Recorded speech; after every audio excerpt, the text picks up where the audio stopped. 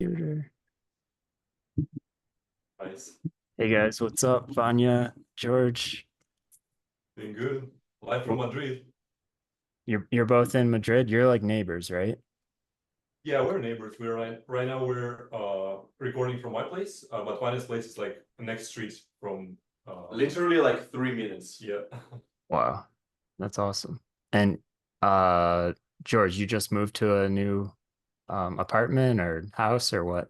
Yeah, it's kind of a new one. For the last couple of years, I was like moving, and Vanya is the same. So, like since we've established kind of in Paris. After that, there was like a whole twist of apartments, and I don't know. I think I moved like 17 times or something like that, including like LA, New York, and all kinds of shit. And in Paris, I changed like 12 places or something, and one is the same. So right now we're pretty happy we just like can a bit chill at our own spaces for a bit. Yeah. I found since everything is like work from home now, it's like I don't know where to go. There's like too many options, you know? Because I've moved like I was in LA, um, Arizona, New York. I was in San Francisco for a bit. Now I'm in Utah. It's like I don't where do I go? But I States, you only move in states, right? So you don't consider like any European stuff or like out of US. no, I've taken trips. Like I was in Amsterdam and Spain for almost a month. But yeah, that was just very temporary, you know. Um, but Cool, man. yeah, where Your house, sorry, say it. your house looks fantastic. So yeah, I Uh, totally understand. Thank you. Yeah. Yeah, this is this is I bought this place, so I'm gonna I kind of have to I'm gonna be here for a while. So um Congrats. yeah. Um yeah, tell me a little bit about like your guys' upbringing, like how you first got into art. Do you remember like were you a kid? Did you have a sketchbook or did your parents encourage you? Like what was that like? Go ahead, man. Maybe there was like a movie that inspired you or something. I don't think our story is gonna be pretty like far from each other. I think everybody who draw, it's kind of the same thing. You just draw from when you're a child. And I encountered these questions more lately when I started to be out of my bubble zone, because when me and George we were studying at university and then like just meeting other artists, nobody asked this question in regular life. But when you're meeting like other people who doesn't do this, they ask you like, "Oh, are you drawing like from what age?" And I'm like, "I don't know, any age. I was just drawing all my life." And I'm like, "Yeah, right. They doesn't know that. So I'm like, now I'm like, yeah, yeah, yeah, right. I was drawing since I was a kid, and I think it's everybody is right. Yeah, I mean, I think you do, right? yeah, of course. I mean, I've been always like creating something. I just remember like one moment when I started doing it, like like treating it more seriously. When I was 14, I went to the workshop with my mentor. His surname is Spitzen, and he's like a Russian mentor in St. Petersburg. He teaches drawing, and I was 14. I came to his workshop, and I remember it completely changed my mind, like the approach, and this kind of like Renaissance approach to everything. When I just came there, I was like 14, like it was like at your age, people already were like getting their own studios and were doing it professionally. So like you have to treat it seriously. And from that, I was like drawing like 5 hours a day or something, and Wow. that was like a pivot moment for me. Yeah. Yeah, There's it, some it is. insane. Sorry, go ahead. I was just want to say that we share the common fascination from younger age to academic arts. This is what really got us into this. Not just any art, but the really like academic, really like years and years of study and the knowledge. This is what I think when we learn that it exists, we're like, we gotta do this.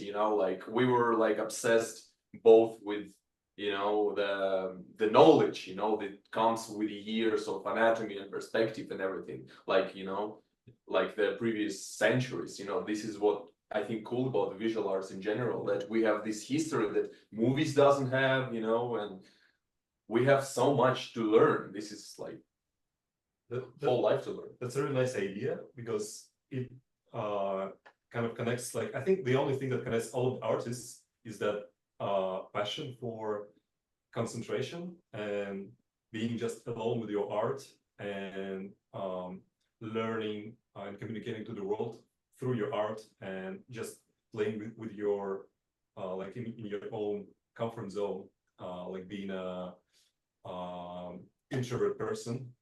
At least they're like introverts and extroverts, but I mean, introvert Yes, in your art. Yeah, I can tell. I'm a complete introvert. But is like I don't know. You're in the middle. Like in your art, I guess you're introvert, because everybody is. I think. All artists. yeah, I guess. Yeah. Yeah. Well. Yeah, and the cool thing How is about you? um yeah, I was like you. I always had a sketchbook. I think my earliest memory was I was 4 years old, and my grandfather at the time was in the hospital. So I spent a lot, he had a lot of like health problems. So I spent a lot of time in the hospital, like kind of waiting around and like seeing what was going on. And I remember doing these dinosaur drawings of like dinosaurs like in the hospital getting like some surgery done. Um, so yeah, I was like super into dinosaurs and stuff like that. And I remember just like filling sketchbooks with that. And yeah, and that carried on like all through school. I think like my teachers were always impressed with my drawings, so that was like encouraging for me. And then in high school, like I always struggled a lot on the academic side. And there was a point where they were gonna hold me back a grade because I was just like so bad at like writing and reading and math. But yeah, they ended up um being a little bit easier on me, and then just putting me in more art classes like in high school. Um, but yeah, I think that was when I knew as like I have to do something with art, you know. And you How old mentioned when you know when you knew that? um yeah, towards the end of high school, that's when I knew I had to do something with art, because it was either art or music. I also played guitar in a band. So I was like, either I'm gonna be like a rock star and like do that whole thing, or I'm gonna do art. And um someone in my band got a girl pregnant. So he had to be a dad, and that kind of like Oh split up shit! the band. Wow. So I was So like, you all were right, like 17. yeah, yeah, 17. Nice. Your parents were cool with that. With My you? mom wanted me to do something medical. I think a lot of parents are like, oh, do something safe like a medical career. Yeah. But something my dad said that was really good. He said, do whatever you want in life and you'll figure out a way to be successful at it. And I think that makes sense, because if you're really passionate about something, you're going to put everything into that and you'll figure out a way to make it. So I'm glad I like went in that journey. For you guys, were your parents encouraging of this, or did you have to kind of convince them? Um, for me, it was kind of a tough, tough story, because my parents were like strongly against me being an artist, and I started as a I went to an art academy, but I went there to be a designer, and my father was absolutely fascinated about this idea, me being an automotive designer, drawing cars, which I did for a while. But then, and my mother was pretty happy with that. But then You later, met me. yeah, then I met Vanya. It's another cool story that we're gonna tell right now.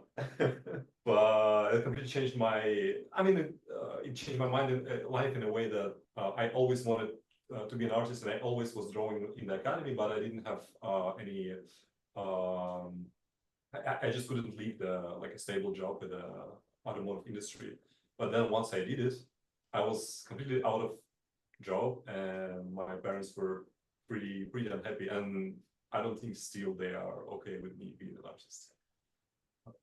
So yeah. So why did Yeah, you I just like? wanted to say that I witnessed that a lot because I know George's mom really well. Because at one point, me and George we lived together, and his mom was always asking like, "Hey boys, okay, it's very cute that you were doing this, but where? Okay, when it's time to get a real job?" And it was after we did a project with Alberto Mielgo, and I'm like, no, it's like we're doing this, we good already, but she doesn't know who Alberto is. She doesn't care who Alberto is. She's like, okay, it's very cute, it's cool. You did it once, this thing with this guy. Oh, but now it's time to, it's time to move on back to the real stuff, And I'm like, no, we own it, we're gonna do this, Oh, But it that's was like cool. 5 years ago. Now, or 4 years, five, I think. Damn, time flies.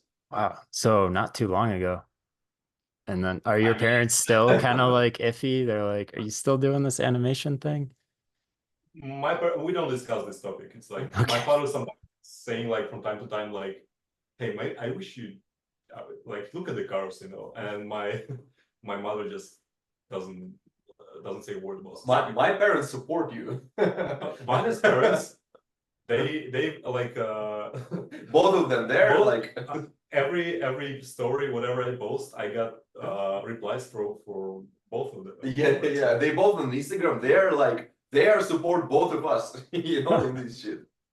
They are Yeah. super supportive. And yeah, my story is like super opposite. My parents were like literally they knew from the start I would never do anything but that.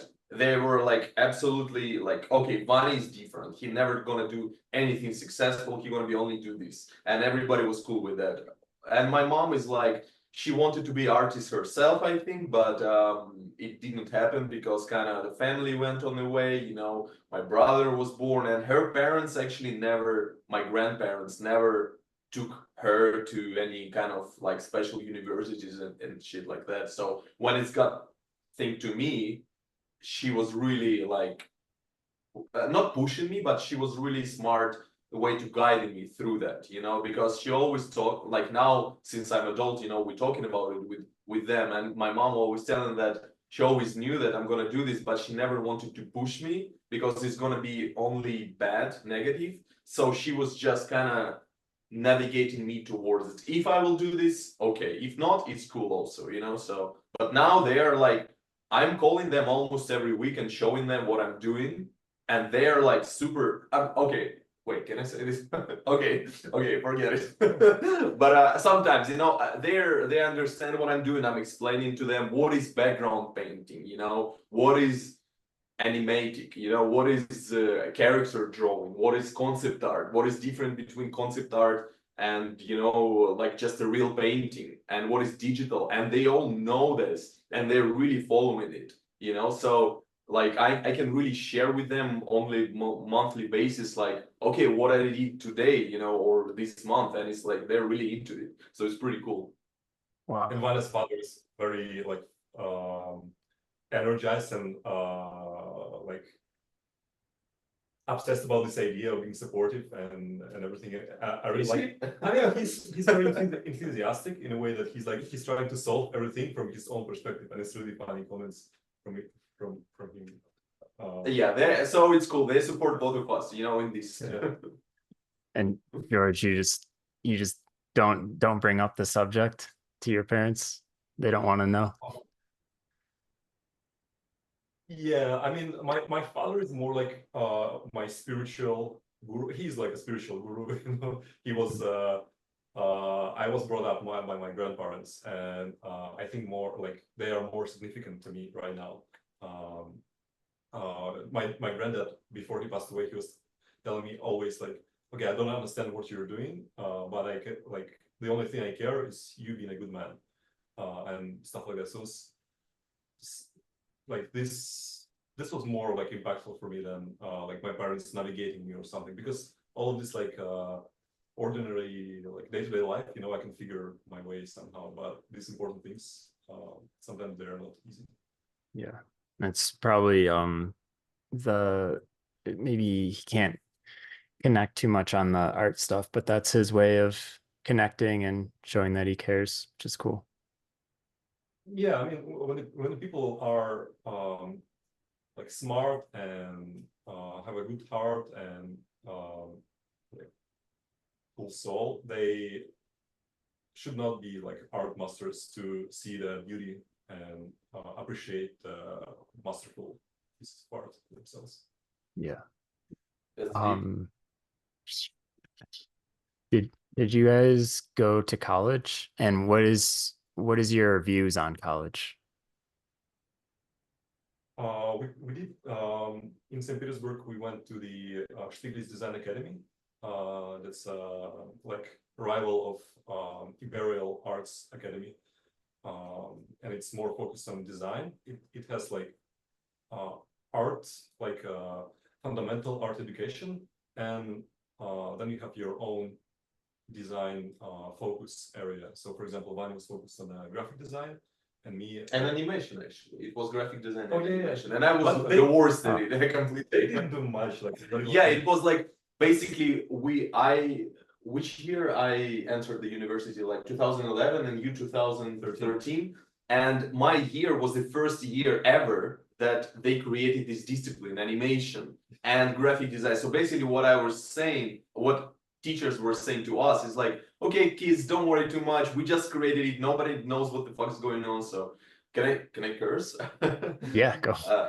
Okay. So just we just we don't know what we're doing, So everybody was pretty chill. It was more like graphic design, kind of. Yeah. For me, it was the same. They just opened this automotive design, basically the year before me, and that was.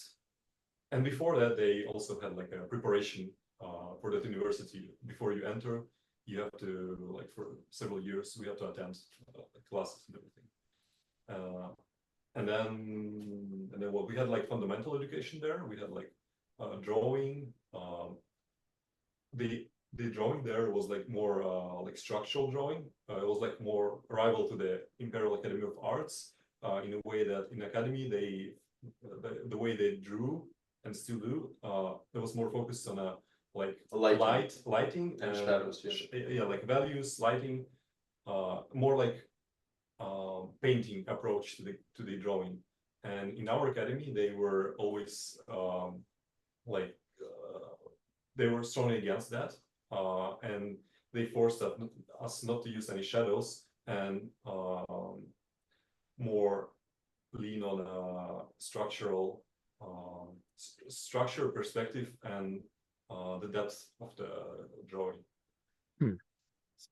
And this was actually the big difference between these design disciplines and art disciplines, because just as we mentioned before, design was kind of, oh, okay, like we just created it, let's learn together. But the drawing and painting goes like centuries way back in our university. So it was really big contrast between this contemporary thing that we were doing, like, which was like kind of commercial feeling to it more and more each year, as we started like attending next year, okay, do branding, and next year do concept for some, some company. Let's pretend that we're working for some company, and then we were going to drawing classes when it was like, okay, let's copy Michelangelo, So it was like such a big contrast, at least in my brain. I was like all for Michelangelo. I didn't give a shit about this branding or company. Who cares, For me, it was so much fun, and this was like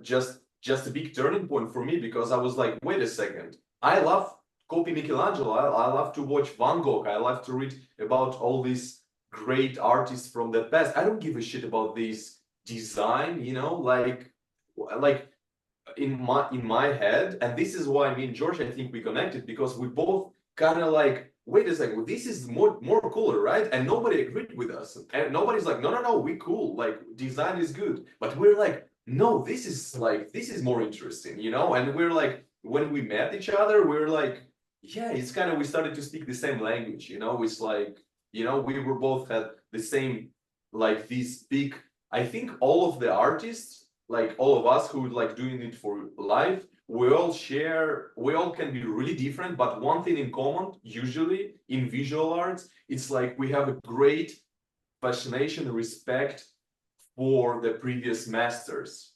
And when you meet other people who know the same names and connect the same way, this is when you know that you meet kind of like the same your people, you know, when you have this, oh, Van Gogh, you know, or Michelangelo or Da Vinci, you know, it's like, you know, it was like the thing that connected like people like-minded, you know, I think.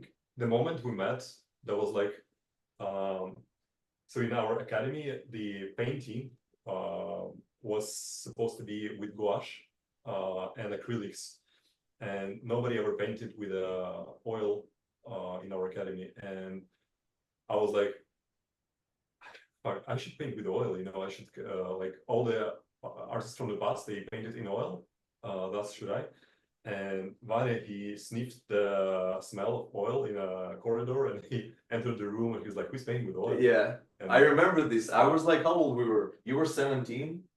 yeah, like something like that. Yeah. And I was 19, and I was like, I remember the smell of oil. I'm like, there was two buildings in our university. One is like the historical one, and the second one is design building, like the loser building, you know, when everybody just making this design for big companies.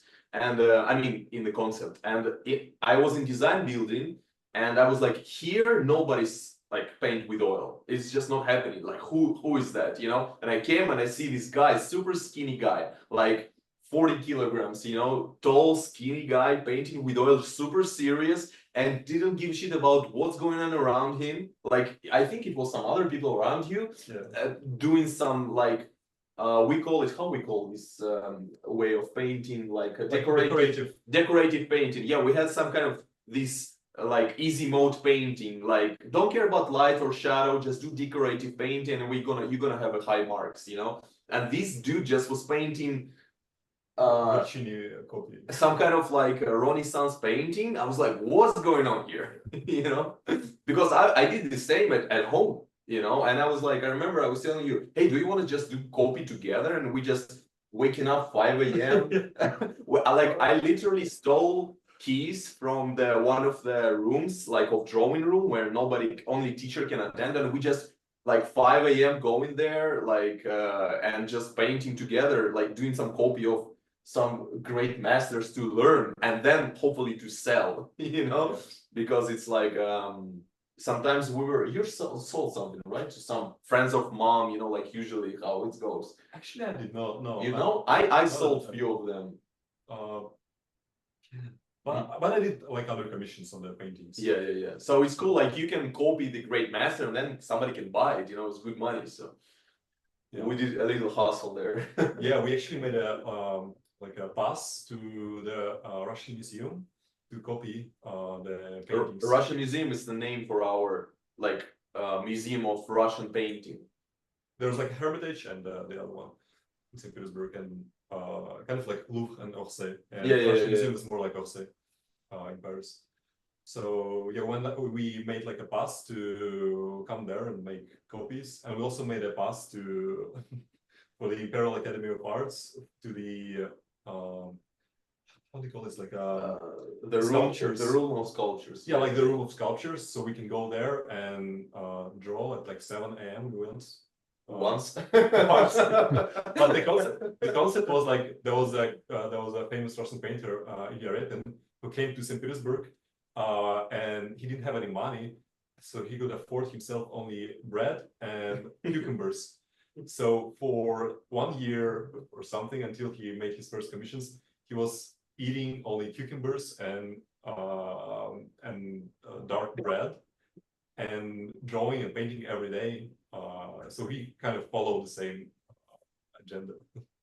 We tried a little bit. It never went like fully, but we were like bread, cucumbers, and then some cheese. And yeah, but when you're living with your parents and they feed you really good, you cannot kind of follow these footsteps. You know, it's like it's more like a cosplay. It's not a real thing, you know. But we tried a little bit. Yeah, different times. Yeah. That's awesome. I was surviving off of like oatmeal and pasta through college. So it's like the cheapest thing. You just buy like a bulk thing of like oatmeal and pasta.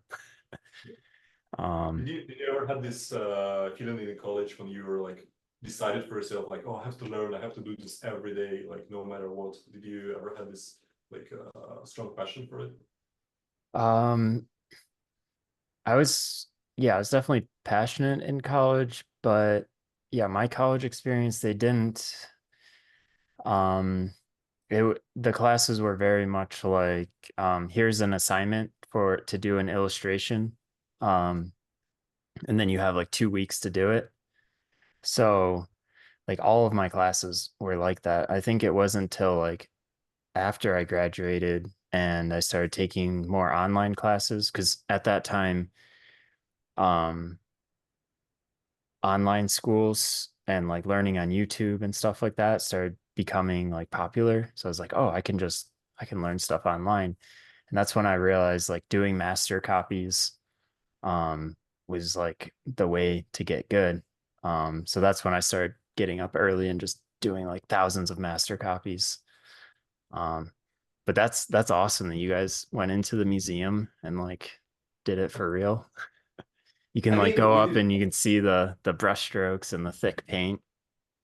Remember we were going to this workshop of this Laurentius, the artist, in a like a far away from the city. Oh yeah, like Yeah. for you did it like few times, but I did Yeah. it like for at least I did, I two did like a years couple or of paintings something. there. Yeah, like there was a one legendary teacher who at the time he was like in his 70s, you know, and he was leading, he was famous for being like the rumors was that he was like famous to have this lost knowledge of great academic drawing, which is like, you know, the hardest discipline to master. And we were like, me and George were obsessed to find the legendary teacher to learn, like, you know, like in kung fu movies, you know, like the master.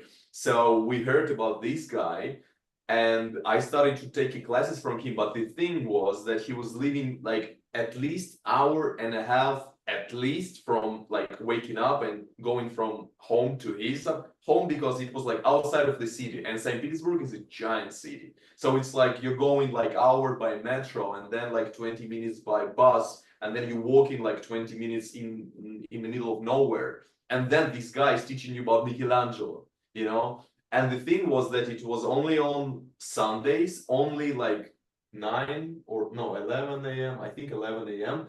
But the thing was that it was through my years when I was partying as a student, you know, drinking every Saturday, vodka and Red Bull, and then going to these classes, it was crazy. I was Yeah. like, I was feeling like shit there, I was- drawing Michelangelo, you know, every day. I remember he was telling you like, hey Vanya, how can you do this like yawning and sitting with Rembrandt? Yeah, like one time when me and George was there and I yawned looking at Rembrandt and he was like, Vanya, how can you yawn while drawing Rembrandt? And I was like, oh my God, you know? That's awesome. Was the Um, funniest thing. so overall, would you say like your college experience was good and you took a lot from it, do you think? That was fundamental. This is something that we are living of today, you know, it's like our inner core structure. Mhm. Yeah, Is for me, it's actually it's changed through the years, my perception of it. Because when I never finished, like George, he finished everything on highest degrees ever. He was like the most amazing student of the year or something, right? In your area. But I never finished anything. I left after like 4 years, and then another university I left after 2 years. So I never kind of finished. And I was really thinking, I was kind of against it in some years. I was like, no, true artists should be self-taught. You know, I was kind of thinking for some years, but now I fully agree with George.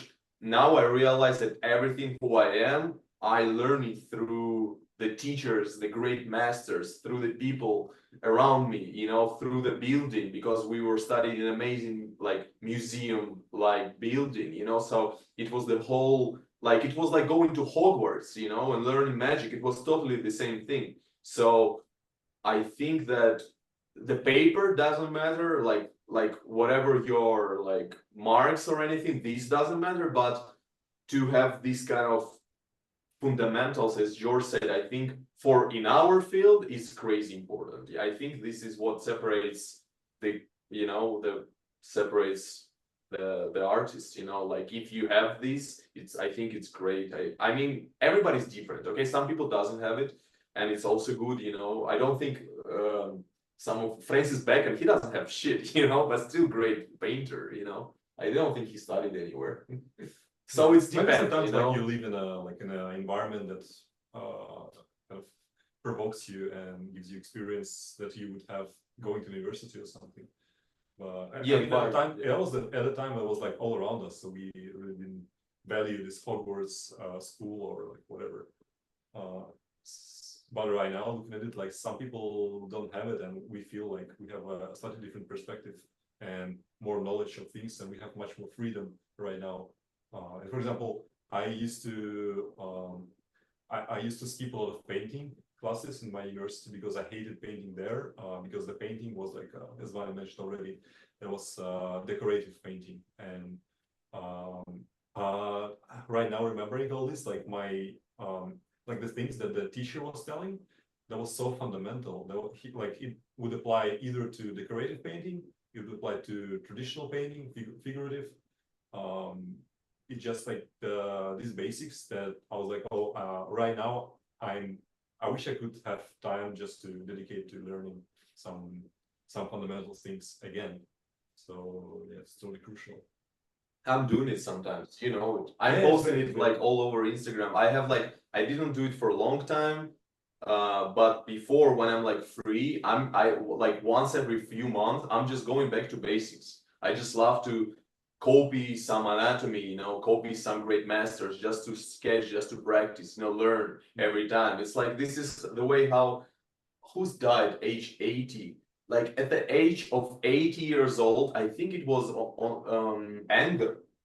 I think it was Anger. So Anger was copying Raphael at age of like 79. And when somebody asked why you do this, he's like, I'm learning. So it's never, it's never over. I think it's really great sometimes to go back and kind of refresh the memories. I think it's great. Yeah. It's a cool thing about art. You can never master it. It's like you're learning forever.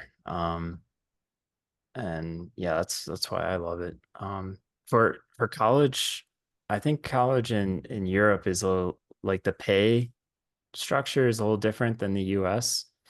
I don't know, like schools around here are like $50,000-$60,000 a year, 70,000.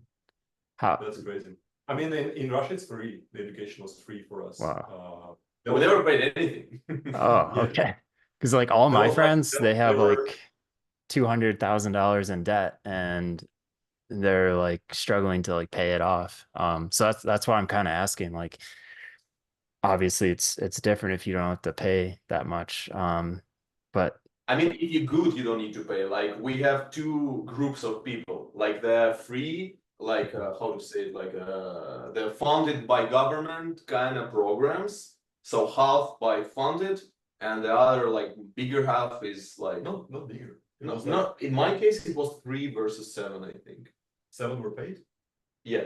And okay. 3, and I was in 3. No. 3 was 4. 3 was 4.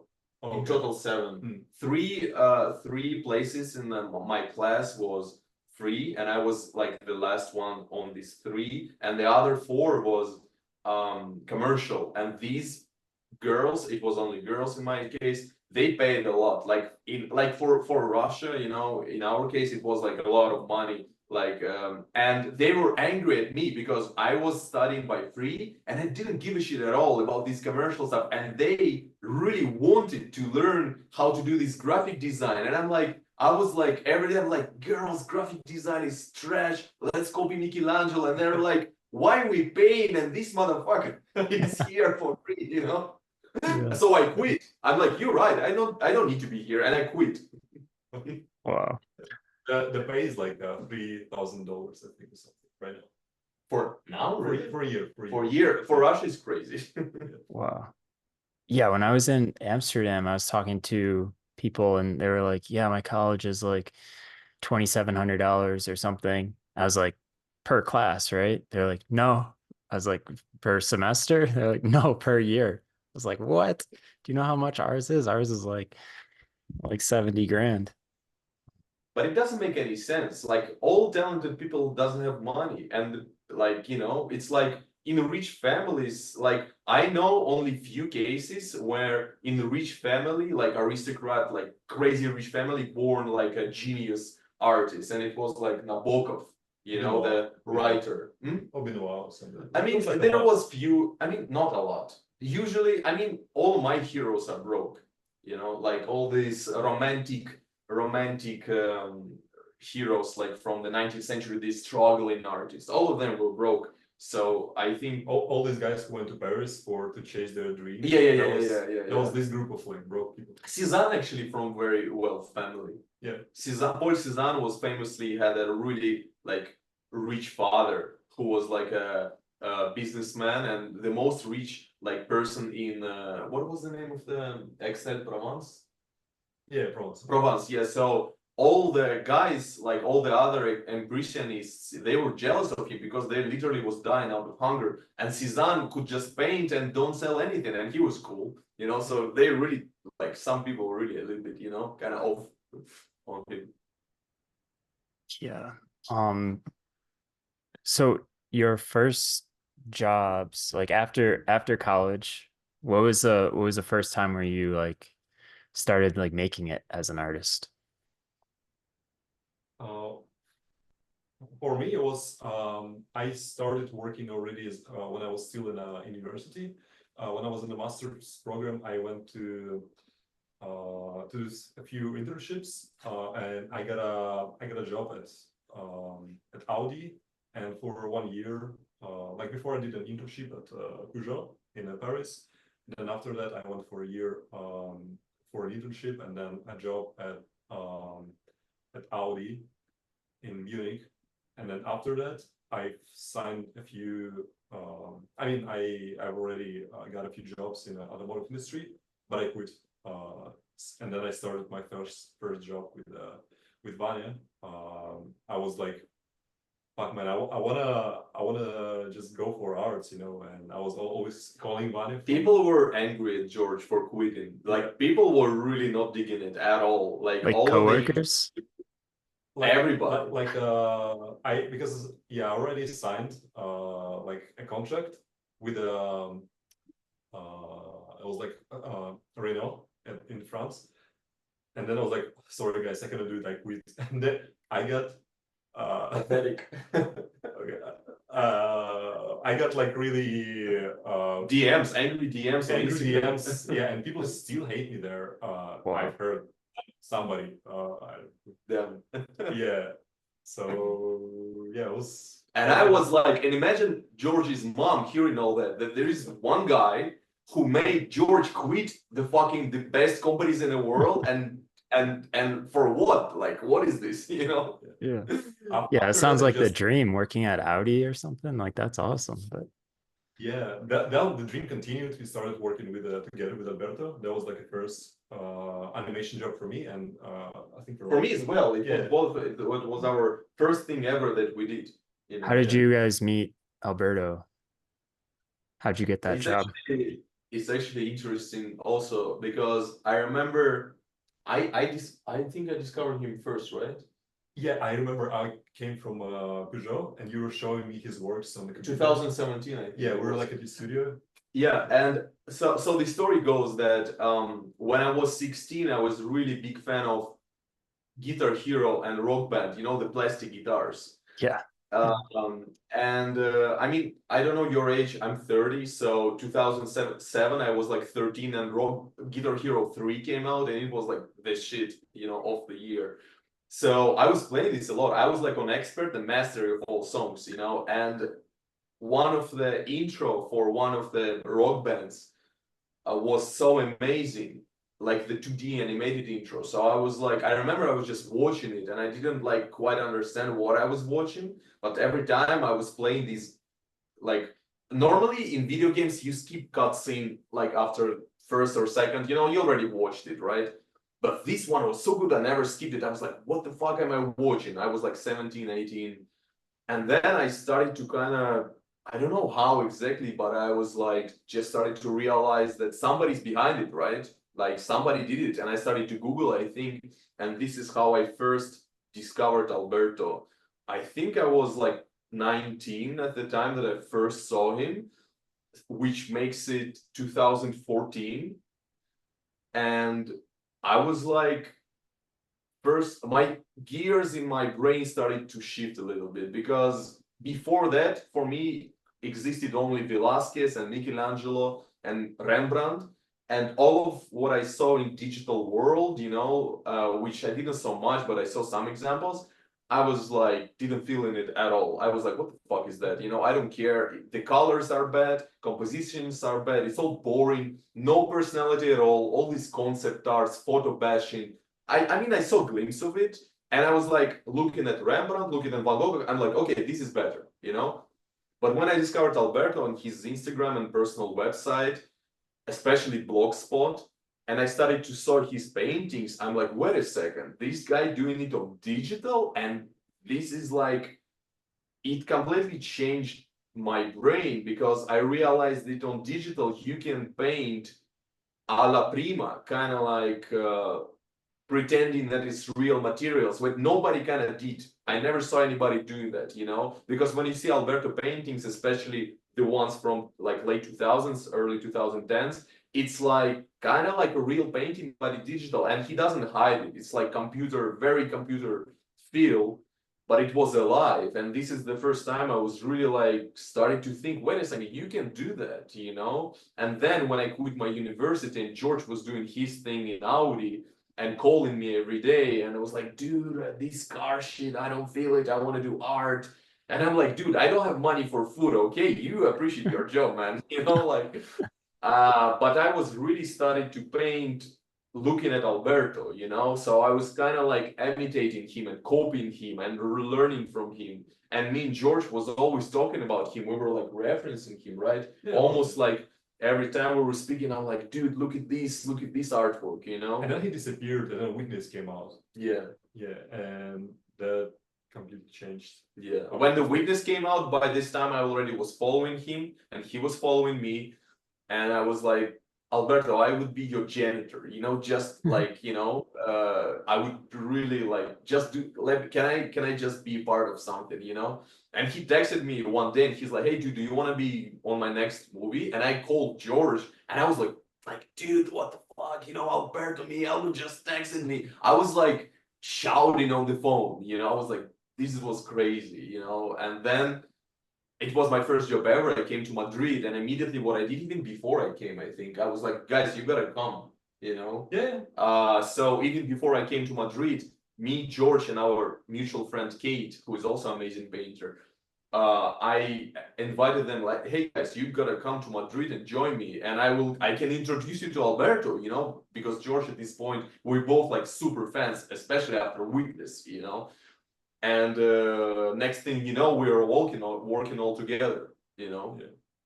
Yeah, I remember that I came to the studio where Super nervous. I never saw George more nervous than that. Yeah, because I saw like a shadow of Alberto like on the second floor. There was like a He had a transparent there wall. there was like a glass wall through which you could see like only the silhouette of the body. And Yeah. I was like, I was just silent for a second, and then he comes, and then I'm like I'm like a big fan, and he was like, no, I'm a big fan. Like, open his works, and then he was like, hey, dude, I want to work with you, and I was like, yeah. Like, What George doesn't knew that 1 week before he came to Madrid, I showed his work to Alberto, like his paintings, and Alberto said, okay, don't tell him, but I want to hire him, but don't tell him now. Yeah. And I never told George. I never told you, I think, right? No, I knew that. Okay, I told you. But yeah, it was a big moment, and then we just started. Yeah, next week. Yeah, it was like this. It was pretty quick. Damn, And that's so cool. And then it was like a pivot moment for us because we believed in this career and that this world of animation and painting, it really exists professionally. Like you can really make a living out of it. And I quit my job, and then I was like unemployed, and me and Vanya, we were just in my countryside house for 1 year, and COVID happened, and we were just like stuck and just doing our own With no money. yeah, no committed work for 1 year at all. We ran out of money, and my parents were angry, coming every week and asking like, "Where's the job?" Yeah, but then after that, we founded our studio of animation, and then things were like exploding from that. We had like a bunch of commercial projects, and then the rest is history. Yeah. What was the first project you were on with Alberto?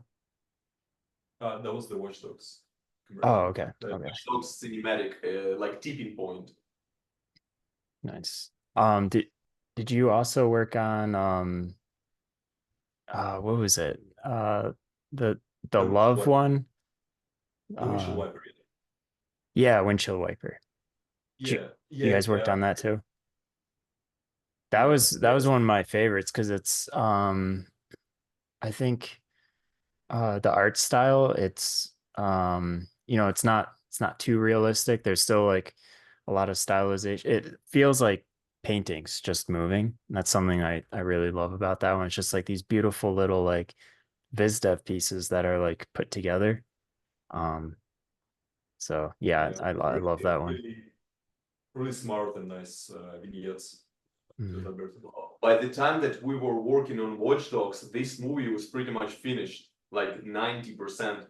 And the people who was working with us on Watch Dogs, they told us like, "Hey guys, like it's finished actually, but we cannot show you, but it's finished, you know, almost." So we were like heard about it from years back.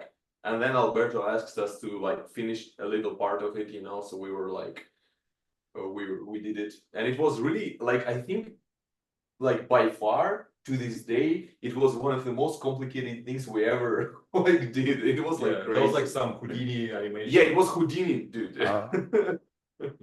Do you know what Houdini is? Like this 3D simulation software, like Cinema 4D, Houdini. You know, it was crazy. With amazing guy also helped us. Yeah, it was Arthur. Arthur, yeah, we basically we did the painting part. And for 3D thing, because we didn't know how to simulate explosion or something like that, we're just painters, you know. So we found amazing guy Artur from Moscow, and he helped us to do the 3D part, and then we finalized it. Like we did it really. It was super like collaborative, like just two of us. I remember we were at the time in the same office, right? We were, and we were just like. It was like the most collaborative thing we ever did in terms of like literally like, okay, this tweaking the same pixel, you know, on the same laptop. It was like crazy. Yeah, it was like okay, 1 hour you draw, then next yeah, it was like wow. Wait, so you weren't like working in the same location as Alberto and like the rest of the team? You guys were working somewhere separately? This part was remote. Yeah, this time Okay. that was a COVID, and yeah, that was like a specific part of the movies we just had to create, and yeah, it was like separate from the rest. Yeah, basically what happened is Alberto just called us, you know, and he's like, "Hey guys, what's up? How are you? I need to finish this movie. Can you help me? Are you available?" We're like, "Fuck yeah, we're available." You know what I mean? We're like sitting with no money, no job, doing nothing. Yeah, we're available, you know. And then he asked us to do this. So we watched this movie almost as any of you guys, like first time. We just needed to do a really specific thing, you know. So we were like, most of it was done when we came. So he gave you like a section of it. He was like, "Hey, we need this," and he asked you guys to like create everything for that, like the full environments and like the finished little chunk. Yeah. That's crazy. That's like so overwhelming. That was overwhelmingly stressful because we never worked with this like exporting stuff, you know, like 3D. It was from 3D. Thank God we were learning 3D at the time. There was like simulations with textures, with everything, and we had to export it in like an XAR format. What was it was crazy, yeah. And we were like Alberto never like he's just like, "Okay, just do this," and we're like, after the call, we're like, we fucked. You know, like it was super. We did like for 3 months, I think, or something like that. Yeah, that was like some back and forth. Yeah, it was crazy. It was the hardest thing I ever. I think one of the hardest. Yeah. Yeah, I can't imagine. Like that's like we're all like working together on a project right now that we won't talk about, but like now it's just like, hey, do some paintings for this location. It's like just concept art. So it's like um, you know, yeah, it's much different. It's like much easier. We just leave all the hard stuff to someone else, like take this painting and make something out of it. But it's cool that you went through that. So now you know like that whole process and how to do it. Yeah, like the whole pipeline. Yeah, it really helps to at least like a couple times like go through it, because like later in your job you're gonna know how to deliver files, you're gonna know how to not cause all the headache to other people, and it'll be much easier to work with. Yeah. I was gonna ask what the most difficult project you guys have worked on. Was it that? The-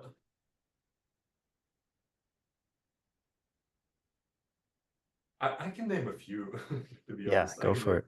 I can yeah, well, that's the first thing that's like on my mind, like really popping, but it's like a sad one.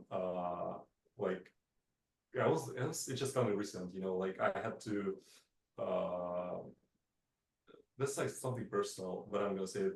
I was asked by my childhood friend, because her mother died of cancer, and I had to create a grave for her, and that was super challenging. I was like a couple weeks ago, I was just like super busy, but I figured time for it, and that was kind of challenging for me. I was like sitting and crying, like basically like I was crying and doing it, and that was just emotional for me and intense. It wasn't really like the job was not that hard, but that was a challenging thing for me to do. I'm Yeah. not gonna leave it on the no, no. There was another one that I was me and Van actually worked together. It was super challenging for us. That was a couple of years ago. It was craziest fucking client ever. That was NetEase. Oh shit! Oh my god! Oh, we talking that? Oh my NetEase, god! I thought we Chinese talking. company, right? I thought we were talking about real project. This shit is crazy. I'm gonna name it just because I'm not gonna ever work with those guys anymore. I was like insane. They never approved anything. They never like it.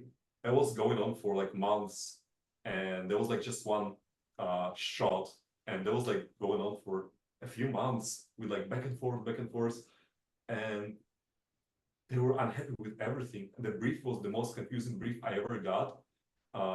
There was like some. Okay, I'm not gonna name like a real thing that was mentioned in the brief. I'm gonna like invent equivalent to it. So it was like obviously the witness, and then next to witness you get like imagine like some like Smurfs in the style of witness, and then but they have to be made out of. Oh yeah, I'm not the gonna toys. I'm not gonna name the Yeah, the toys. But it was supposed to be in style of the like, mannequins, figures. like okay, imagine It doesn't matter, man. It's not like it's not that deep. Come on. it just like was the most confusing thing ever, and I didn't know what like nobody was. Yeah, working with the clients who's really not the artists themselves is the hardest shit. The hardest part, they were artists, and they were like Really? Are they? of course, yeah. I mean, in China, they have to train a lot to be like to work in these big companies. I'm sure they were like pretty decent artists themselves, but it was the art like and later on I heard that was like the most confusing and crazy art director they also had. Oh yeah. I remember I was reading somebody texted me about it. And the whole shit just sank. It was But they paid us, right? I I think they did. they like not like full, I think. Yeah, I think not. But yeah, it doesn't matter. We But did this painting together, and we were like, doesn't know what the fuck we were doing at all. Like at all. You thought probably like okay, I don't know. the outcome is I'm not gonna ever work with these guys. But yeah, that was challenging. Like if I ever again like get this confusing brief, I'm not gonna force myself. It's a Yeah. big privilege to say no Yeah. to somebody. Yeah. Do you How get about you? that? How did you say, how about me? Yeah, how about you? I think probably our current project. Uh, just because I won't give anything away, any spoilers or anything. But yeah, just because I'm painting in different styles and I'm creating art in different ways. So it's like usually I can kind of visualize something in my head or I start like drawing, sketching, and then I can create a painting. Um, I go through like my workflow. Um, but with this project, everything is like a totally different style. So it like it breaks in my mind. So I'm like, how do I even do this? And the art style, it's yeah, it's very difficult to like wrap your head around.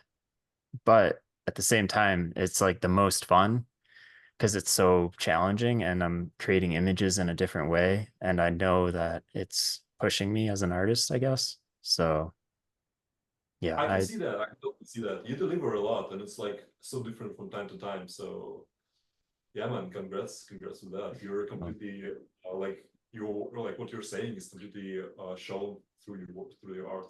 oh, cool. And they haven't fired me yet, so That hopefully speaks I for can itself. hopefully I can stay on because they yeah, we won't say what studio, but that studio is kind of ruthless. Like if you don't they're not like a studio that like hires you and then keeps you forever usually.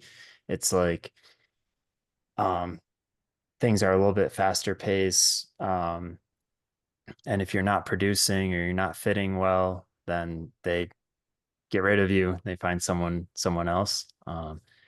Which you guys are both doing incredible. You're like doing tons of awesome work and yeah, so it's cool to get to work with you. Thank you, man. Thank you, man. The pressure Yeah. is pretty high, especially when it's like, okay, let's do something that was never seen before. Let's do better than all of our background, like all of our past things that we did before, and do different. It's like how do you do it? It's pretty challenging. Yeah, Yeah. I agree. I think Vanya, I think this was before you got there, but George, I think you were there and then it was me, and then Neil Ross and Ian McHugh. I think that was the art team. And it was super nerve-wracking, like showing my stuff after Ian or Dude, and or showing my seeing those legends on the call, you're like, are they real people? I'm like, oh my god, yeah. so shy. Yeah. You know? But I love those moments because it like it pushes you a little bit to get better, you know. Do you have a When I most see George, this motherfucker pushed me more than anybody, you know? Every time I see George's work, like I'm like, shit, man, I gotta, you know, it's like I gotta keep up. I gotta like I cannot be lazy, you know what I mean? It's like this motherfucker scared me all the time. do you ever get burnt out? Because for me, like I'll have like a really good week. I'll do like a ton of art that I'm kind of happy with. And then the next week it's just inevitable. I'm gonna have like a shitty week. Do you do you ever go through that? And like how do you push through? I think I have more this than anybody in this room. I mean, digital included. I think I have the biggest problem about it, like generally in my life, because George is pretty disciplined.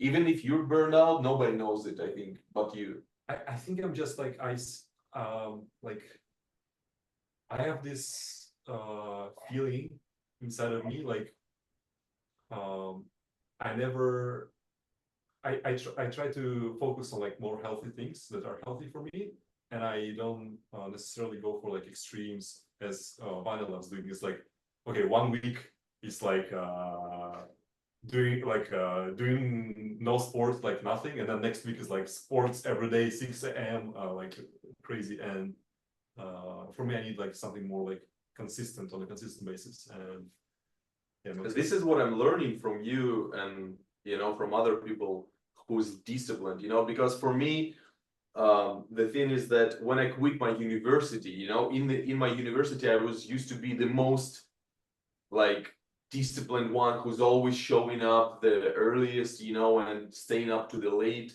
and then working after university, and now since I'm reflecting on it, I realize that the structure of the day gave me these powers to do this, because now since everything is remote and you don't see anybody in person, you're just showing them on the screen, you saw the work, but you don't see anybody actually working, at least in my case, in our careers it's usually the case.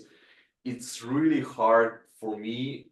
It used to be hard for me to really be consistent, because it's like I can burn out quickly, and then I'm just me in my apartment. I don't need to go to anywhere, So now, with more and more with these years, I'm realizing that you should be really super crazy disciplined, And then even if you're burning out, you just need to wake up and drink coffee and do it, And I'm learning every day, But I'm burning out always with the commercial stuff when I don't like. This is what burning out me in a second. Like these great projects, I'm usually like very, I'm always hyped about it. But when it's something that I don't like, no matter how much money I get for it, it could burn me like really bad, because I don't feel it, in my heart. And it's really, but sometimes I say yes to this because, you gotta pay the rent and everything. But it's really like for example, last 6 months or so, I took some of the commercial stuff, which for some I never got even paid, because it was so bad. And I mean, so bad with the client. The client was not reliable at the end. But it was really like, this is what I was referring in the past, when somebody's not an artist and they're trying to basically to hold your arm when you're painting. This is the shit I hate the most. Then I hate my life and everything, So it's so good to work with people who trust you and not trying to intervene inside your process when you're doing things, This is what burning out for me the most, when people trying to fuck with me. Yeah, that's a really good point. Like working with people who respect you as an artist, I'm sure you've found this. They're like, oh, Vanya and George, you guys are great artists. Now I'm gonna like force you to do this thing. Um, whereas if you're just hired and they respect your vision and they allow you to, they're like, hey, here's what we kind of want. Now just go for it. Like I want to see what you can bring to it. And that's always like the best work, because you get some guidelines, but then enough freedom to be free and create. Yeah. Yeah, but Um, it's so rare moments, and so cool when like at certain stage you can just do you, It's like so feeling so happy as we are right now, working with you and with our team. Fucking best. yeah. Yeah, I wish we were all in the same studio. That'd be so cool. Go get coffee together. Um, This is but why experiencing Madrid was so magical, because it was just because before the COVID happens, and it was last time ever. I mean, kind of that we were like in the studio in Madrid working, all of us, and I learned everything from these guys every day, And then it was over forever. I thought it's gonna be every time like this. I was like, oh shit, next project, let's go. And that's it.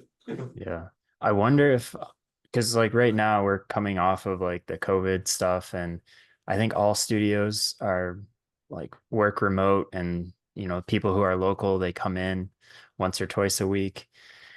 I wonder if we'll do a few movies like this and then they'll realize that we want more artists in the studio more. And then for like your case, like they can afford it. They could have you come to the States for a year, you know, whatever, and work on a movie. I wonder if that will happen in the near future.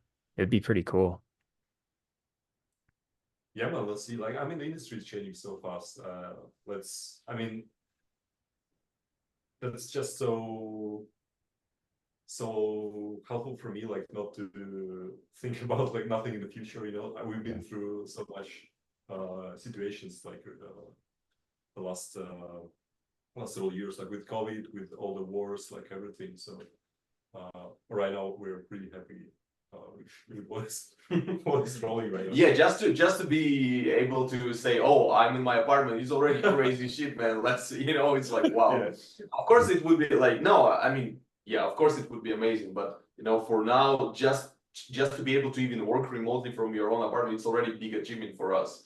You know, so Yeah, I like that attitude. That's good. the outcome that I think and Vanya also got from all this experience is like whenever you have opportunity to do stuff, you have to just do it right now, or either it just won't be done, won't be made. Yeah. Um, what was the most rewarding project you've been on? The windshield. in what terms rewarding?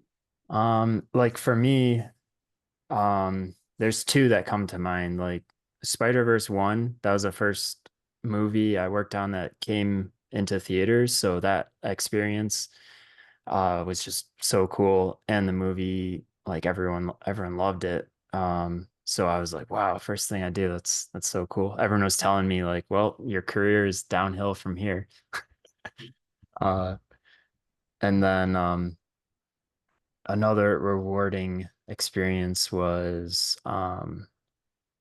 getting to make something with a couple friends, like totally just our idea, small little team. We make like a little like proof of concept thing. It's like, oh, this was fully me. I came up with this little story. I painted the environment and someone animated it. Yeah, that's like those two are very rewarding for me. Sorry, dude, our signal is cut off, I believe. What was the second project you were referring to? We cut off. The internet was bad. Oh, sorry. Yeah, a personal project where it was like my idea. So I like wrote a little bit of the story, came up with the characters, the environment, and I'm working with a couple friends, and then just a few of us, we make something, you know. I think for me, that's the most rewarding thing. And it came out, right? Um, yeah, like my studio has done a couple things like that. We have a few in the works that we're gonna post hopefully soon. But yeah, those like little animation things are so much fun and so rewarding to do. Nice, man. Excited to watch. Thanks for the intro. Yeah, thanks. What about you? Has there been a very rewarding experience? Yeah, I think the windshield wiper was the most rewarding for me because that project, when it was done, we never realized in our heads like properly that it's finished because there was something in between. Like Jibaro was already starting, and Alberto wanted us to switch to Jibaro, and but windshield wiper was still like somewhere in progress.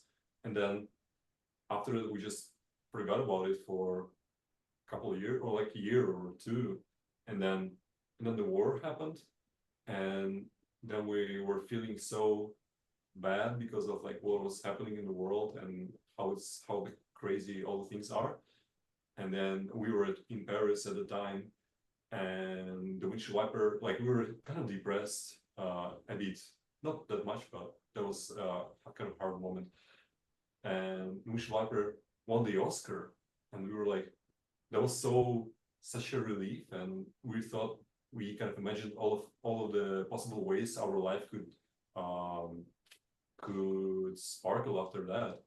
And of course, like none of the things that we imagined happened, but that was pretty cool to just imagine. And yeah, like it was a magical moment. Yeah, it was like literally were in our pajamas, like sleeping. Yeah, You were sleeping, and I was like, I was knocking on the door, like, dude, or something like that happened. I don't remember exactly. you're referring to this like Nobel Prize. No, but it happened with us. I think it That was was like I was crazy. like knocking on your. We were roommates, and I was like, dude.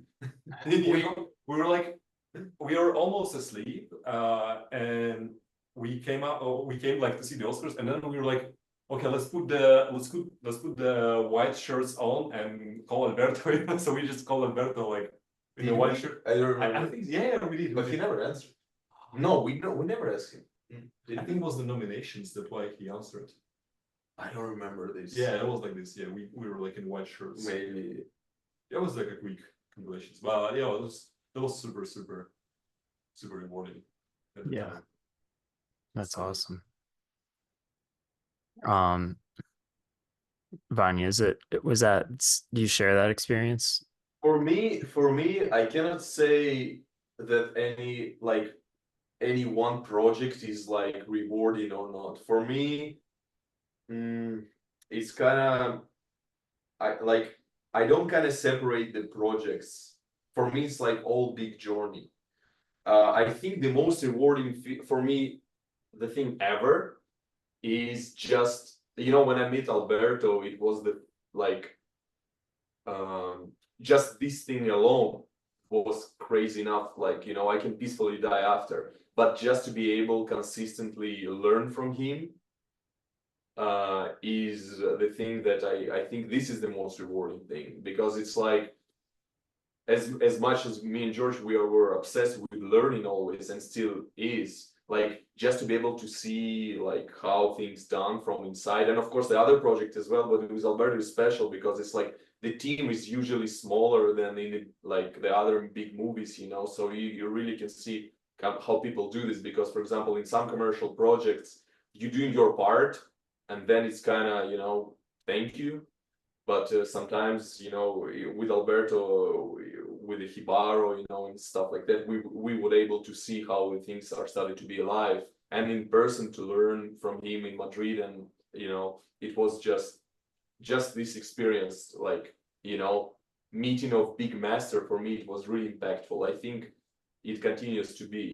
I think not any project, but just this fact alone, it's crazy enough for me. I think I'm like every day just thinking of it, like, damn, how crazy my life is that I was able to do this. It's like I remember when I was 13, I read a quote by Honoré Balzac, the French writer, and the quote was like, every young artist should meet his hero, the master, and in the flesh, and when he was learning his craft. And if it's not gonna happen, there is always something gonna miss from his artistic soul. And when I read this quote, I'm like, fuck, all my heroes are dead. Like I'm never gonna meet them. I was 13, my hero was like Picasso. But when I met Alberto, it was like, oh, this was the first time. I was 25, and it was the first time in my life when I was like, I was always thinking of this quote, and now I can do this. Okay, I did it. There is nothing going to be missing from my artistic soul, or whatever the fuck he told. So it was, and also of course, our relationship with George. Every day is rewarding just to watch this motherfucker draw and paint. It's it keep me going. So this is constantly a rewarding situation. Thank you, man. Same goes for you. This is what is the movie? Superbad. Do you remember the Superbad movie? Oh yeah, it's like the best movie. Yeah, it's like the ending, ending of the Superbad. Oh, yeah. Like I love it. Oh man. Yeah, they don't make movies like that anymore. That was a good one. It was the Jibaro was beautiful. The stuff he did was amazing on that. Do you have any experiences you could share, like working on that one? That was pretty challenging. I don't think we ever did like so complex environment studies before, and I remember like we both were struggling a lot in the beginning just to adapt ourselves. Like Mentally struggling more, not physically, Just- like just not me- artistically, mentally. I think the biggest struggle was like seeing, like, we just entered the project, we trying some stuff, we were like, okay, maybe this is working, maybe not, I'm not sure. But then Alberto fucking drops his painting and we were like, okay, let's just go home. And we went home. We're going home and we're like silent for the whole night and like, you know, so Yeah, mentally it was very challenging. yeah. It was crazy. Yeah, for me, I think the craziest moment in Jibaro just saw the animatic, you know, because when we were watching like Watch Dogs, when we entered Watch Dogs, we saw the animatic. It was crazy, you know, but this was like the 17-minute, like the whole short film, you know, like the big one, you know, considering animation. So I remember when Alberto sent us the animatic, I watched it and we watched it, and it was like we saw it the first time ever. We didn't know anything. We just saw it. It was finished, fully finished, and I was like, it was crazy to think that nobody see it but us, and sitting on it like for 2 years or how many? I think 2 years at least. Yeah. At least we saw the animatic like in 2020, right? Yeah. I think it was 2020. Yeah. And just sit on it and you know and just think of it like, wow, it was like continuation of The Witness, but on The Witness we were both fans and now we doing it, you know. It's like it was like really weird psychological experience. Now we inside the thing, and it was really interesting to see the opposite perspective, you know, because when you see The Witness, we were like watching it on Netflix, you know, and now we are inside the thing. So it was like, wow, like we were inside the world, you know, watching it every day, becoming more and more alive.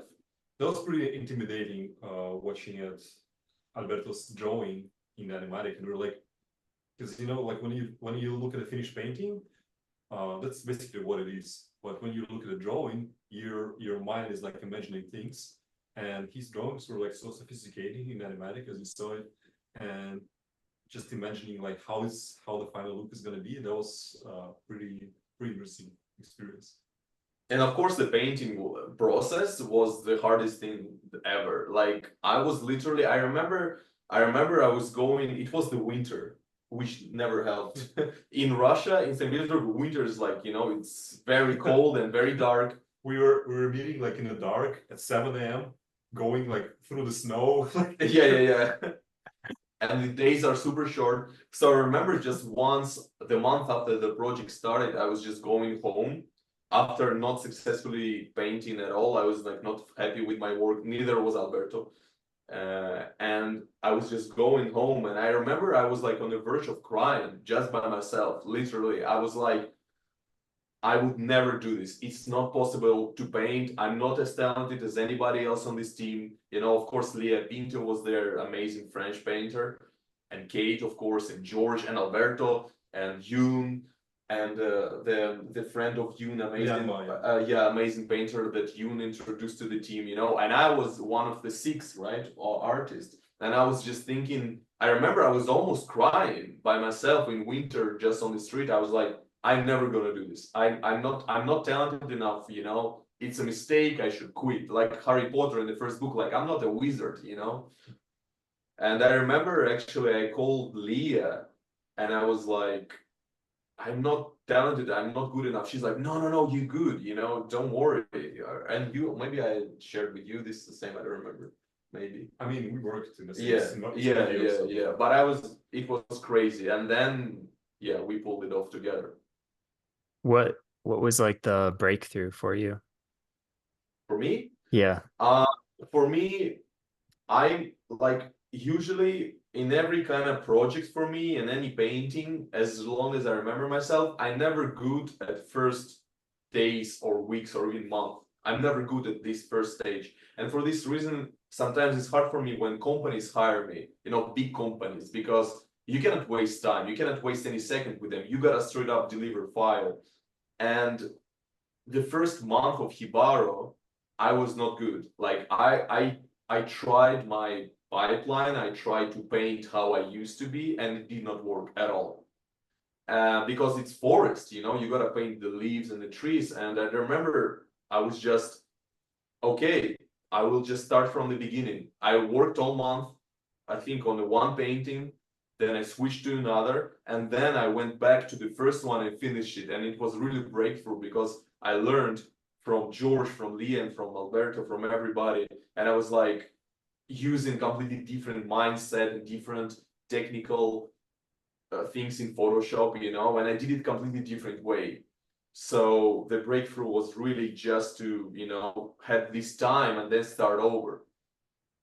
It was really important for me to have this time because not everybody would give it to you. You know, I'm learning a lot from podcasts from actors and shit, you know, and I'm a big fan of Roger Deakins. Do you remember I told you Roger Deakins podcast with actors? And there was amazing interview with casting director there, which I never knew what the hell this job is, you know, what is casting director? Nobody knows. I mean, I didn't know. And this lady, amazing casting director, she said something that by the years of experience, she knows that some actors are not good on second or first take. Some actors need 10 takes to be good, and it's definitely me. George is good on first take always, you know. Me, no, I need time, you know, sometimes, you know. What can I say? I was born this way.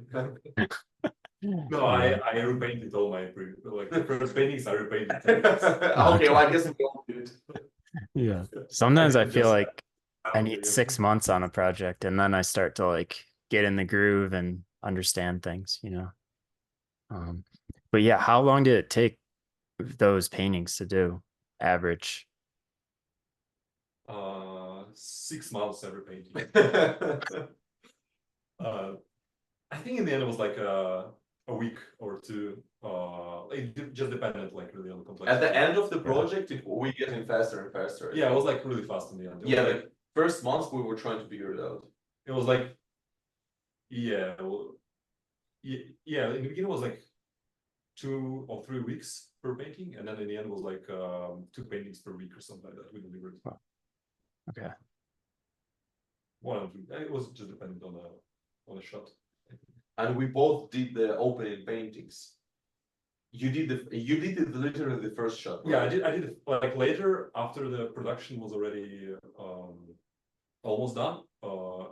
There was still lacking some paintings, and I need to do. We both need to do some concepts for that. But I did a aerial view of the lake, and I did the first opening shot. And these took like 2 weeks with including the exploration phase. Yeah. And when you do those, from the animatic, you know like what is gonna move, so you know how to like break things into layers. Yeah, it all had to be like in layers. I think literally like every like at least when I was painting it, I think like almost every branch was like on a different layer. But then later for delivering the compositing, yeah, I had to like merge like several PNGs like in a PSD, so it made more sense. Podcast getting very technical. Yeah. Now nobody listening, we can talk layers.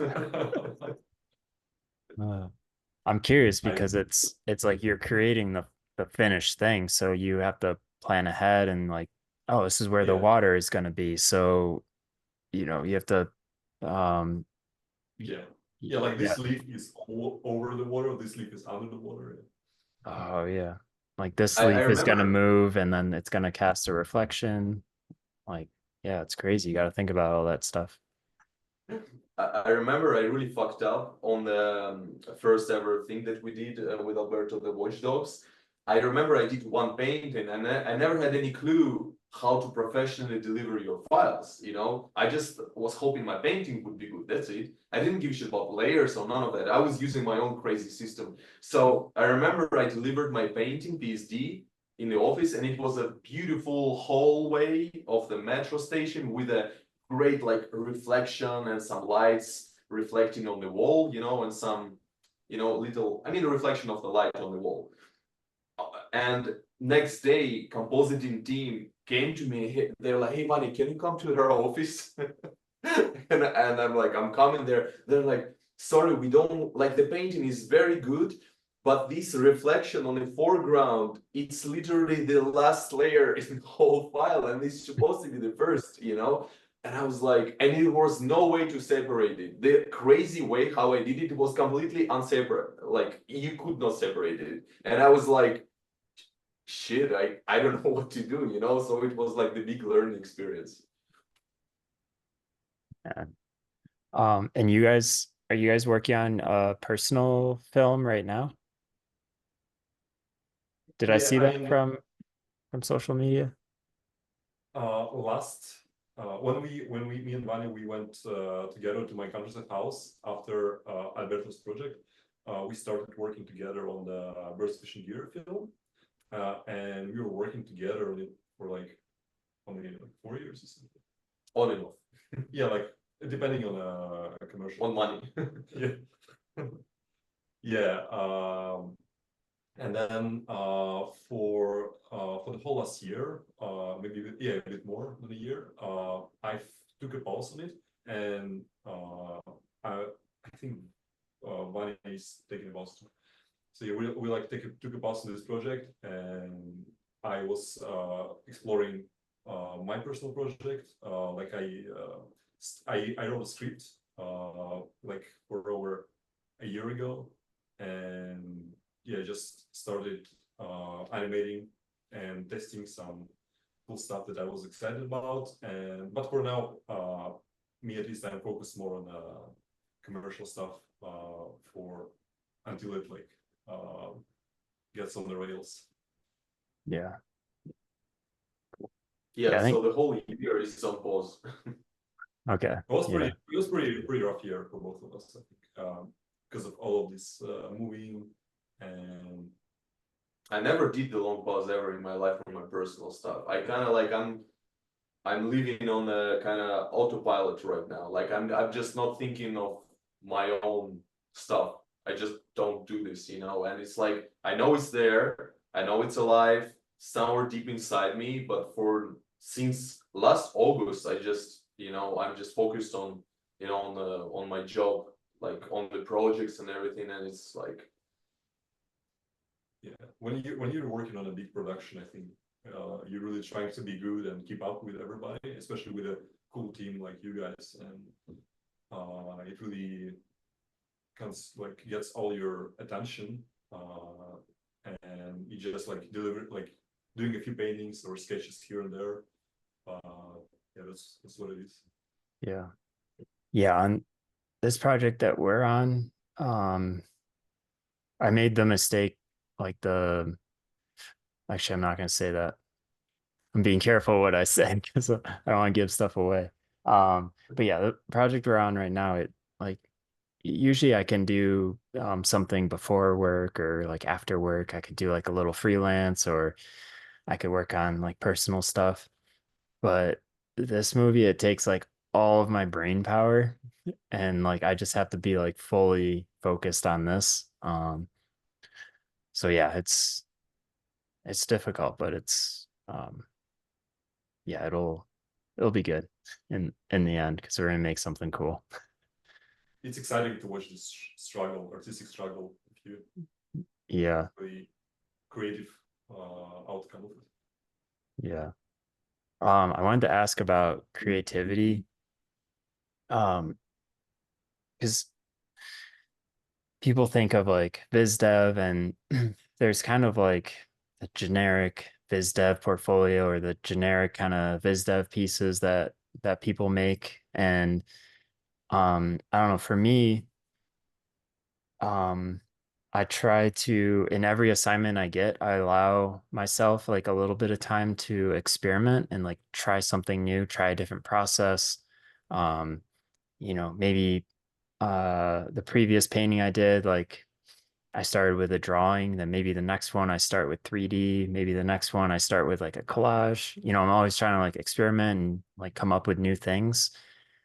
Um, which allows me to fail a lot more but through those failures, you might discover like a little thing that's like kind of cool that works, and then you can apply it to the next piece or something. Um, and I think over time that allows you to grow and um, possibly create something unique and different. Is there something that you are there ways that you guys um try to like unleash like some new like creativity, or are there things that you do to come up with help to generate new ideas? I don't know if that makes sense. Um, for me personally, I think that it comes and goes. So for example, if we're talking like personal project, right? Or something that you're doing for yourself, there is months of nothing. And sometimes there is like months of like every second there is new idea, and I don't think you can control it. But of course, there is a technical limitations or technical ways to do something new way, And it's of course with a commercial job, you never know what's gonna get, you never know what people gonna ask you to do. I think in a good world, Like I think we all of us are blessed enough with this kind of career that people always asking us to do something crazy, complicated, and always it's a new way to do this, So we cannot really stuck on what we know. So I think this is the big part of this is exactly you really said it really good that there is in this whole process there is always going to be one small thing that you can like, oh wait a second, what is going on here? It's cool. I never forget that. I remember I was working as a custom designer for clothes, and I was painting on the sneakers many years ago, and I hated my job. But then I started to work first time in Photoshop, kind of like commercially ever for to earn money. And I remember I was discovering that there is a blending mode and layers. And I remember I was literally doing it for these stupid sneakers that I didn't care. But this blending mode, I was like, oh, wait a second, darken, multiply, color dodge. And the result was like incredible on these sneakers that I didn't care. So in everything that you do, there is going to be this thing that everything is like kind of making sense after this thing. And you need to hold it and, not forget it and lean on it and grow it like a seed, So I think that this is kind of the process for me, these kind of seeds here and there, just to not forgetting it, who you are, and collect them and, grow them inside you, I think. I don't know. Am I making sense? 100%. Yeah, it's like taking a little bit that you learn from every project, and then, things you found that work, and combining them and seeing what that grows into. And for you? Hard to say, man. I mean, I think it's kind of the same thing that you guys mentioned, and um, I don't know, man. It's just like every fucking thing inspires a lot. I think I'm getting like last year or so. I'm reading a lot and listening a lot to the music that I've completely forgot about that it even exists, and I'm like just going deeper in yourself and um, revealing what your nature is, and what you were maybe shy to show to everybody, or what you have to say that really excites me, and what makes me want to explore the new ways and new approaches to showing those ideas. Yeah, that's important. Staying true to yourself, and putting some of that into your work if you can, putting your own experiences in. Um, have you discovered any tricks for creating images? Like for me, recently, like I got into like digital painting. I've been just fully just painting on the computer, but um lately I've been like especially when I'm like launched on a project, on a new assignment or something, like during the launch, I'm like doing like little doodles in my sketchbook, and like right after the launch, I'm like sketching with a pen or a pencil. And it's usually those are like the better ideas, the better compositions, and because it's like fresh, and then there's more of a, I don't know. I found that with with traditional, I can capture something sometimes that I miss out on digitally. So lately I've been sketching in my sketchbook, um, and then like photographing it and then painting over it in um digitally. But that I found that to be helpful lately. Have you guys, is there anything helpful tricks? Yeah, man. By the way, thank you for sharing your trick. I'm gonna steal it and and use it. Yeah. Uh, Actually, yeah, if you look at my some of the stuff that I do, you can see pieces of the pencil drawing that I just leave in the painting because it's like I did like the perfect line and then I can't yeah, replicate it. It's like the fresh line. I just left it in the painting. yeah. That's so cool. Like to see the thought process of the artist through the work and kind of deconstruct your thought process, and um, kind of your mind goes together with it. Mhm. It's really nice. For me, what's really helpful is making. I do collages a lot. I Yeah, like any composition that I'm approaching, I first do like a photo bash, really quickly, and doesn't matter like the lighting, whatever. I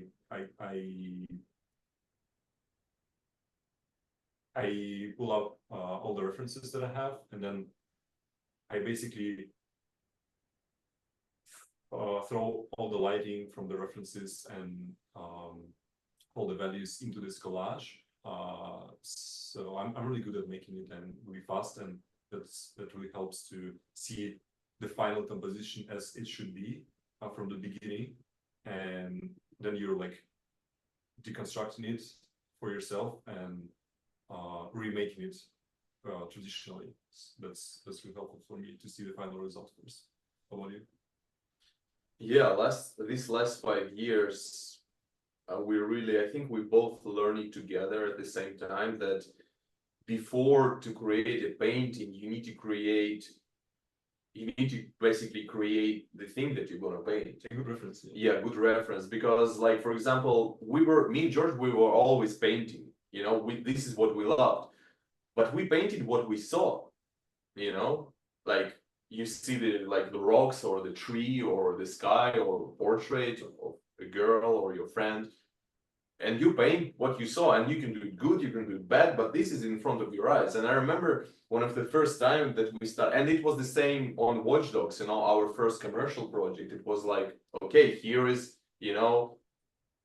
this is what we need to do, like this background of the, whatever it was. We know what it is, so we found a good reference, or something. But when this our kind of career took off, we learned it the hard way that it's not always the case that people gonna really tell you what to do. And the first year or two, do you remember some of the first examples that we tried to do, like The instant working thing? yeah, it's like one of the first commercial projects after Alberto. I think it was the first, like literally the second commercial in my life that I did. And George, of course, was just near me. We were living together. It was Platich I think Images. I worked on it to the Did you? yeah, like officially, yeah. Oh yeah. Right. Yeah, I was like, yeah, I have a friend George, so we're working together. So they asked me to do something that was not happening, some monster, and I was like, wait a second, I need to create something from nothing? I don't know how to do that, And I failed, and they were like, sorry, dude, we like your works, but that's not it. So these last years, basically, I was learning how to create the reference using anything that you want. And last year, actually, the tips that you were asking about, last year was really a breakthrough year for me, because basically 2023, the whole year I was without any commercial job, almost, just here and there a little bit. So I was really experimenting a lot by myself. And what I discovered is that, okay, I can do 3D, I can do collage, I can do whatever it takes, I can find picture on the internet, whatever. But what inspires me the most is when I doing something when I see it, when I create it by myself.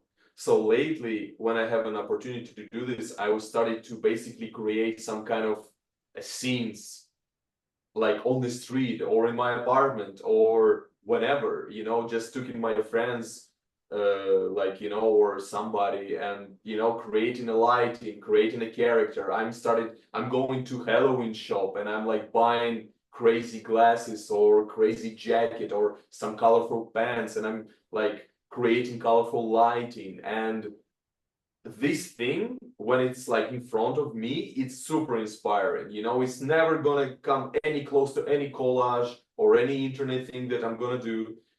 If I see it with my own eyes, then nothing better for me.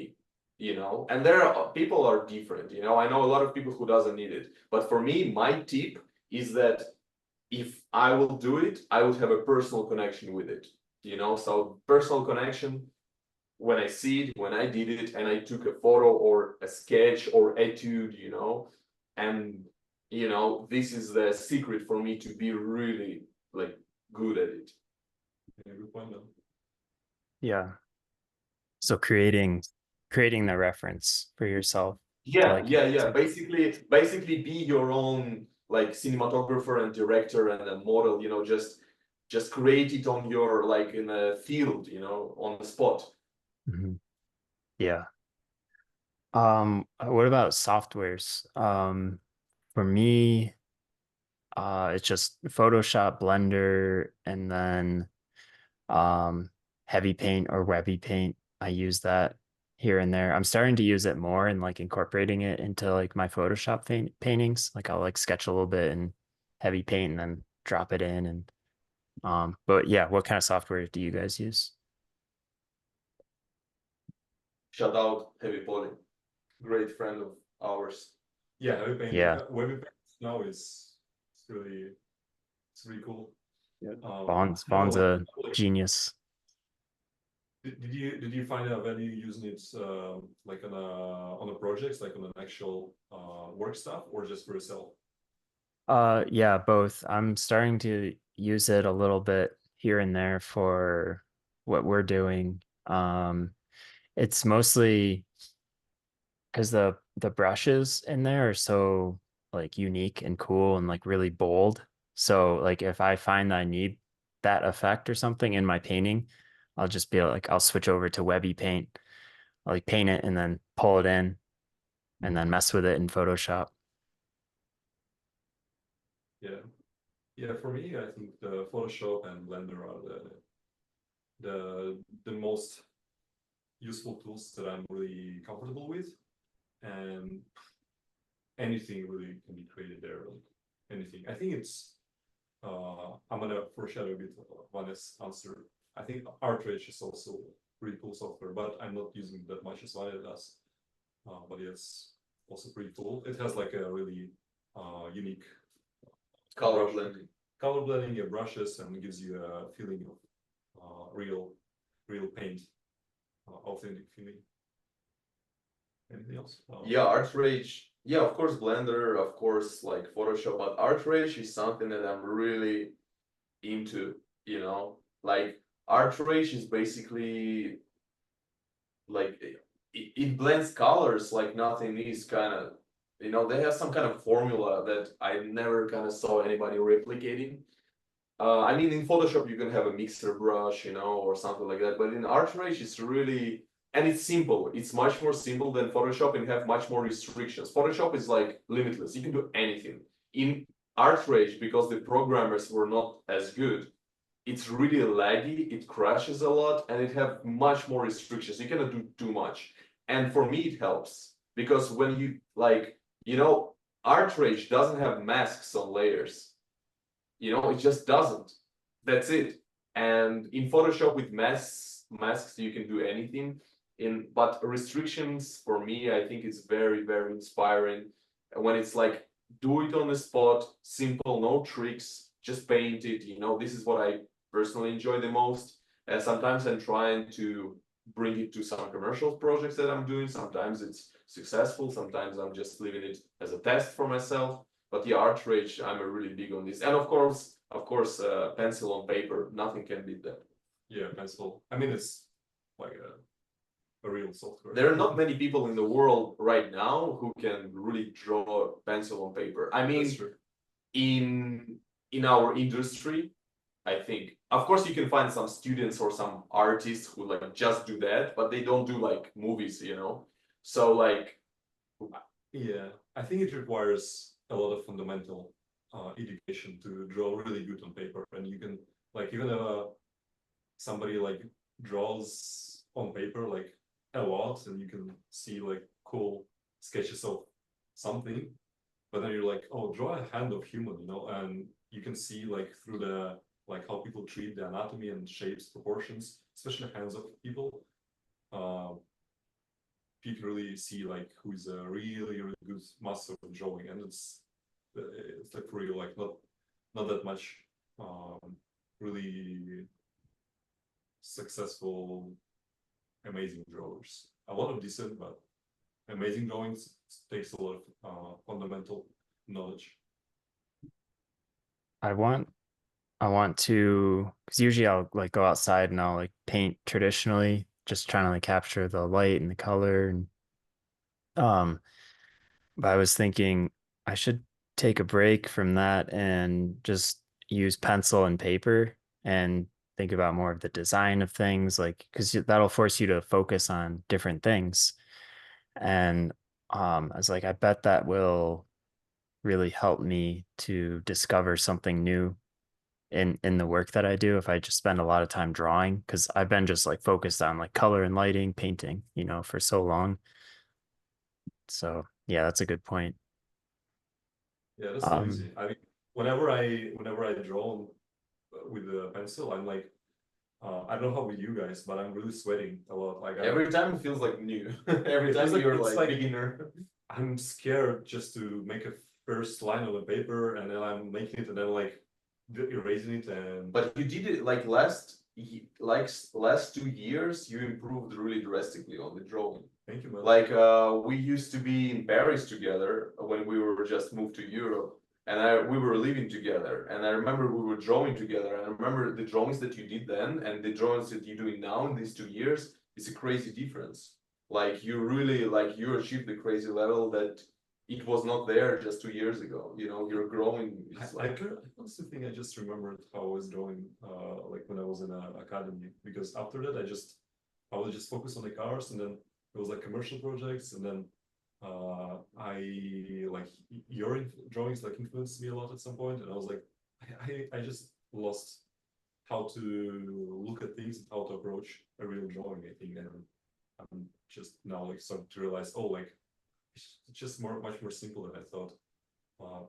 So yeah, it's simple when you're doing it a lot. Then it's simple. When you're like doing it thousands of hours. I have this tendency to overthink things, and I'm like inventing sometimes. You remember we went like when we were like 15, I was 15, you were like, no, I was like 20 and you were 22, went to the sea to paint the nature, Okay. to do like nature drawings, and you were painting like pretty cool small gouache paintings like on the spot. Okay. And I was like creating, like I went there with oils, and I was approaching the nature painting the same way like old masters would approach, like the Da Vinci would approach oil painting with like first layer and the second layer, like this. And that was like I did like one painting in a month or something. So I was like, yeah, I I remember was that. like, It was I should crazy. just have did it in like in 1 hour. So yeah, sometimes I overthink. yeah. Have you guys found any use for AI in your stuff? I know it's like controversial to talk about, but for That's me, huh? yeah, go ahead, go ahead. Um, for me, like some of the tools that Photoshop has.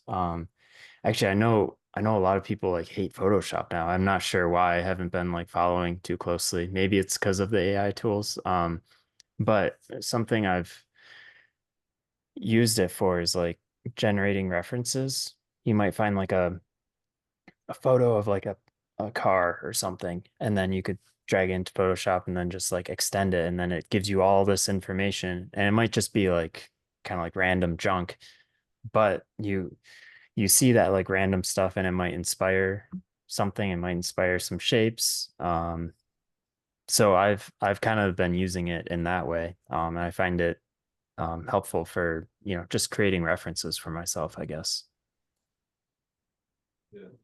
Yeah, I think the same thing, and also like some really specific stuff that AI can provide. Like for example, there's this website called Viscom, and that's really useful for. I knew it through my automotive background experiences and this community, and it like you can drag a line drawing there, and it gives you a really good rendering in a like industrial kind of way.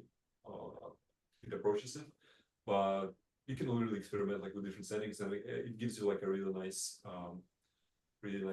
feeling, like how it would render your own drawing, like in the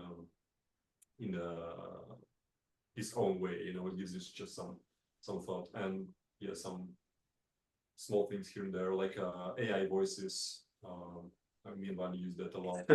Really, Too much. We used it too much at one point. yeah. I mean, sometimes it was like some inspirational, cool results. It was crazy. I mean, it was we did. like it's never like a final result. You have to always like have your own thought process behind, and you have to be like one step ahead of this and not let it like control you or whatever you're doing. But that was really helpful to speed up things. Yeah, the thing is that, yeah, you said it right. Like AI, I think just like the name is not very successful. Like it's not really AI. It's just another tool, Like it's just a tool. That's it. And people calling it AI, and okay, it's fine. But what it is really is just the tool, And it's not like AI is not really that. It's not like sentient human being. It's just a tool for create collages and whatever. Like it's like a really powerful Shutterstock, with images. How I see it. So, but the George is right. You need to be in control of it. It's like you cannot give a monkey an atomic bomb. Like you can only give it to scientists who is really proof himself.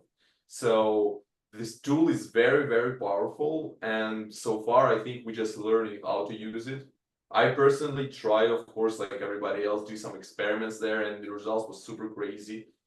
But yeah, the AI voices, I think I used it the most at one point, like a year ago or even more when it happened, because when me and George we were working on our script, which we did it too much just on the script, a full year on the script, for a short. That was like voiceover.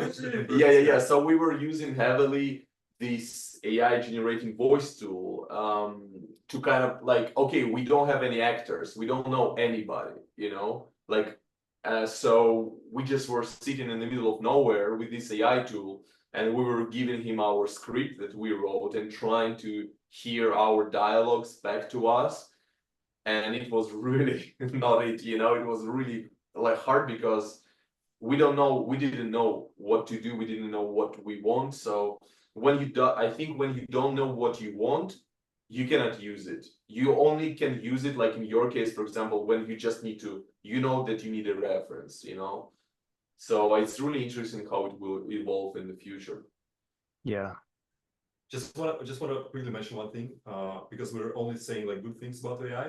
I think we should be really mindful of the ways we are like set like if we can have like some influence on the way people are setting the rules for AI, or like how the companies are going to use it.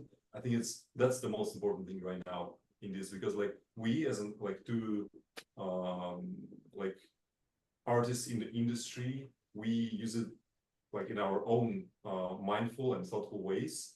But then what really disturbs me, like what's really pissing me off is seeing, for example, news about Meta with like Instagram taking all of your images, all of your posts as it belongs to them, and then like you're an artist just showcasing your works on this platform, and then you didn't create it for Meta, and then they take all the rights and they can like what they're doing right now, right? You know that they're using all of your posts, all of my posts, like everybody. That's why I'm even sometimes like I don't want to feed this, like when I'm posting something, I just feel like I'm feeding this whole machine of Meta, which I don't want to do, and I don't want these big companies to use it that way and use us and see us just as a source of feeding their tools. Yeah, right now we are in the era when hip hop was in the 80s. You know, everybody just did sampling without anything, without any loss. You know, everybody just sampled for free, and then they started to regulate it over and over, and now it's heavily regulated. Now, when you use a sample, you gotta pay the one who you're sampling, you know? So AI right now is like a wild west, and it's need to be heavily regulated. Like every powerful thing, you know, like we need to regulate it heavily. Yeah. Yeah, I hope they do that, because otherwise these like Meta is just gonna become even bigger and richer, and us little people are they're profiting off of us and we don't get anything from it. So yeah. Yeah. Um It has a big impact on our like humanity, you know. It's like they're not only the careers are gonna change and the professions gonna change, it's like I don't know, like at some point there will be no use in creating art, and like no point, you know, like imagine all of the paintings from the past, like Van Gogh's, Cézanne, or whoever. There will be just like no use for them to do their art. It would be so sad. yeah. I think there will always be a certain part of the population that seeks out like really handmade things. Um it's like this online store like Etsy or something, where you can go and you can get something like handmade from someone, rather than going to IKEA for furniture or something. Um, it's like the difference between watching a Ghibli movie where like every frame is hand drawn, um, versus the Marvel intro that was just like fully AI generated, you know. Um, You mean the Secret Wars, the TV show, or I don't even remember what it was. Do you remember that controversy? there? If you're referring to this one, there was like a year ago or half of the year, Marvel released a Netflix show, or maybe just some show, and it called like Secret Wars or something like that. And the intro to the show was fully AI generated. Are you talking about that? Yeah, yeah, And it was with Samuel Jackson and all the big actors. But the way how they did it, I read about it. It was like the whole show was about like the government is not what it seems. The whole show was about conspiracy theory and paranoia. So they kind of did it in a way like, oh, we are into this too, you know, like even the intro is also the fucking with you, you know. So it was like kind of the whole concept, but I don't think anybody bought it. Everybody was like, no, it's gross. yeah, yeah. I remember that. That was um name name a couple artists who've influenced you. Like for me, like I just heavily studied like Richard Schmid and Edgar Payne, like just thousands of master copies, and I feel like that was my like art education. This is so great. And I think your brother, right, is an amazing artist himself. Yeah, he's a fine artist. Yeah. He does just like big oil paintings, and yeah, he's super successful doing that. So Yeah, I can see that you guys are like influencing each other. That's really great. Yeah. Yeah, for me it would be. I might foreshadow a bit Vanya's answer as well. That would be Mikhail Rubin. That's a Russian artist from the late 19th century, beginning of 12th. Oh, sorry, 20th. And Alberto, of course, Alberto Mielgo. That will be like top 2 for me right now. Awesome. I think for me, I actually surprised that you named him because it's like, I wonder, it is a good question. Did he really influence us or not? Like in a direct way? Because Alberto, of course, influenced like in a direct way, but him, I think. For me, he does, because In a direct way. Yeah, in a direct way. Okay. Yeah, because I'm looking at his colors and I'm like, fuck, I mean, I think I'm just like, I think I see that now since you're It's- talking I about like it. it Yeah, it's just me. interesting. Yeah. I really like his It's interesting, like yeah. his really like mysterious approach, and like he is very like very much into the like like Eastern fantasy world, kind of, but bringing it to the physical modern life, and looking at the world through this prism.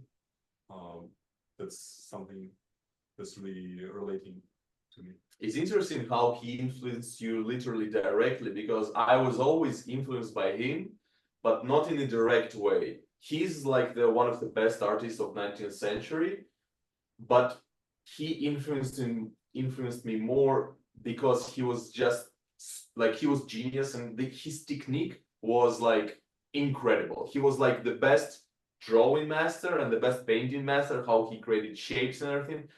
But he, like, when it coming to the stories and when his art, I don't think he influenced me directly because it's really far from me. But like on a technical level and on a like the fabric of it, this is what influenced me, you know. But I think story-wise he influenced you as well, like more than me. It's interesting to think. I never thought of that.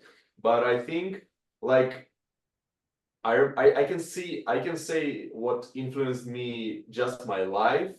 There is few things, like I mentioned this intro that Alberto did for Rock Band. This influenced me heavily, but even I think more than that, what really changed my life and influenced me was Gorillaz' Clint Eastwood video.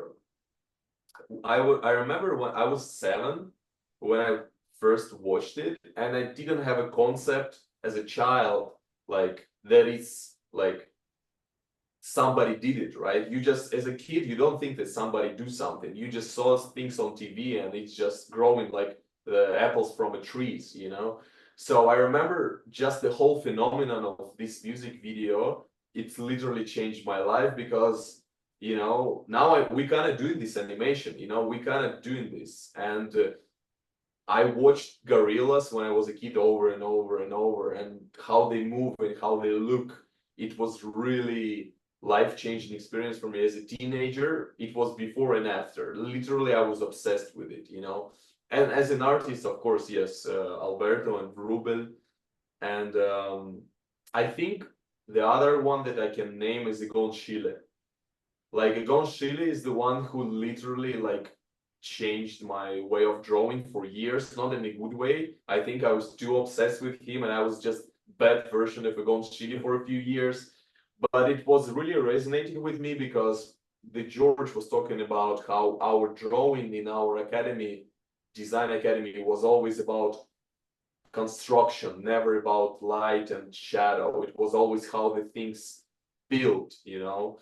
And Egon Schiele was one of the first artists that I saw that was really all about the construction of the human body. Egon Schiele doesn't have a light or shadow on his drawing or painting. Sometimes it's just, and I never saw it done in an art way, you know, because for years and years in our university, we saw like an examples of a student doing this, but this is first time ever when I saw a master, a legend, do this in his art, you know. So it was really heavily influenced me that you can be super simple in the drawing. You can just do anatomy, no shadow, no light, and it can be super expressful, you know. So Egon Schiele was a really great influence on me when I was like 19. Really opened my eyes. Cool. I wanted to ask about getting into 3D because a lot of people, like if I teach a class or something, a lot of people ask, like, do I need to learn 3D or how should I get into it? And usually I say, if you're a concept artist, if you're a painter, they'll never ask. I've never been asked once to do anything in 3D. So they're not gonna ask you to be, ask you to like deliver a 3D file or anything like that. That's for the 3D department to do. But you can use 3D as a tool to help you. So I use Blender to like help me like sketch out like shapes, figure out some complex like perspective, like what does this shape look like with this lens in this perspective, this camera angle. So I use it like in that way, and then um I'll use that as inspiration for my painting. Um, and I also say, remember, if you don't want to be a 3D artist, um, you don't need to learn everything there is about Blender. You can just learn the basics, learn how to put some shapes in there, move some lights around, and then that's it. Like I wasted probably like half a year like learning everything about Blender. I was like rendering stuff, like I don't know, just getting like trying to like learn everything I could, and then I didn't use it for my job at all. So I forgot everything. I was like, that was such a waste of time. Um, so now it's like I just know the very basics, and I use that as a tool to help me as a painter. But yeah, people who are want to learn a little bit of 3D, what kind of advice would you give? Because both of you use it in a really cool way. That's really nice how you put it, because like it's really, I think it you know, this famous quote, I mean Blender really like about Quentin Tarantino. He told the best way to learn is on your own project. He was referring to the movie, but in this case it's like it could be concept art, it could be whatever you're creating. You have to just go through the whole pipeline from beginning to an end and kind of learn your own process. There's never like, I don't think there's never one direct process, like how to approach things, because it's like it's so different from generation to generation of the artists, and the way like people used to use 3D like before, like a couple years ago, or like from artist to artist, it varies so much because of like a very specific tasks and the goals that the artist is chasing. Some people could leave it as is, like on a 3D stage, and they want it to be really perfect. Some use it like in a very stylized way, and also tend to use it like as a final piece of art. Then that's another approach. And yeah, us as a concept artists, mainly we focus on the things that are necessary for us for like maybe inspiration and looking at the perspective. And yeah, it's like I think that the main tip would be just like having the vision of what you want to see in the end, like maybe even doing again, like I never go into 3D before establishing things in 2D first, because like what is like 10 minutes in 2D, it's like 1 hour in 3D, and it's This is all right, dude. This Yeah, is that's exactly a how. great point. yeah, it's like so hard. I remember like when I was at Audi, I was heavily using this VR, like sculpting and drawing VR, and I was like, I was drawing a concept car, and I was like, oh, people are already in VR. I have to do it right now. I went there. I spent like a week, and I didn't have any outcome at all. Like I did nothing. I did like crazy fucking shit. Like I was just, I just came back to my computer. I just drew it like in 10 minutes. I was like, well, why did I waste so much time? It's the same thing with 3D. It's so like it's endless world of possibilities, endless dimensions, endless everything, and you're just getting lost with all those tools. So it's really crucial to like know, like never lose this stream of consciousness and why you're doing this. Anything to add, guys? Yeah, I have a great quote from Edgar Degas, the famous French painter, of course. And the quote goes that Degas is saying that for me, when people talking to me, this is Edgar Degas saying, people telling me that a lot of great artists doesn't how to say it in the past tense, didn't know anatomy. Sorry guys, it's already super late here. I'm already, you know, my brain. I just have a What couple time more is it? questions. Oh shit, it's already 12. Sorry, man, Oh, my sorry. English is already draining off. So Edgar Degas was saying that to me, people are saying that a lot of great artists in the past didn't know anatomy, and a lot of bad artists knew anatomy very well. So should you really know anatomy or not? And to them, I'm saying, the guy is saying that you should know everything, but you should know how to use it right. So I think we can transform this quote a little bit for 21st century and replace anatomy with 3D. You know, a lot of good artists right now doesn't know 3D. And a lot of bad artists know 3D really well.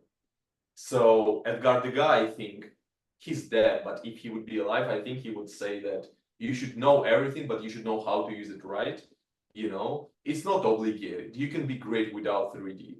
But in this day and age, I think if you want to grow, you gotta learn it. But you should know how to use it. You know, like I completely agree with you. I remember we both have the same experience with 3D. You know, learning. So lost, yeah. But it's exactly, you know, 6 months you said you learned it, right? It was exactly the same for us. 6 months, I think, just 3D every morning, you know, and then we just basically using just camera and light and just a few shapes here and there. But you gotta learn, you gotta go through this like 6 months of hell. It's like, you know, 3D is like this pilot in the airplane, you know, like the how to like there is 1,000 buttons in the airplane, you You should know. always know where is And the 3D is like and the airplane going by himself. It's like I just learned it. It's like on autopilot. You don't need to press any of the button. 3Ds I think is the same. Like there's thousands of buttons and you just gotta use one or two, you know, and that's it.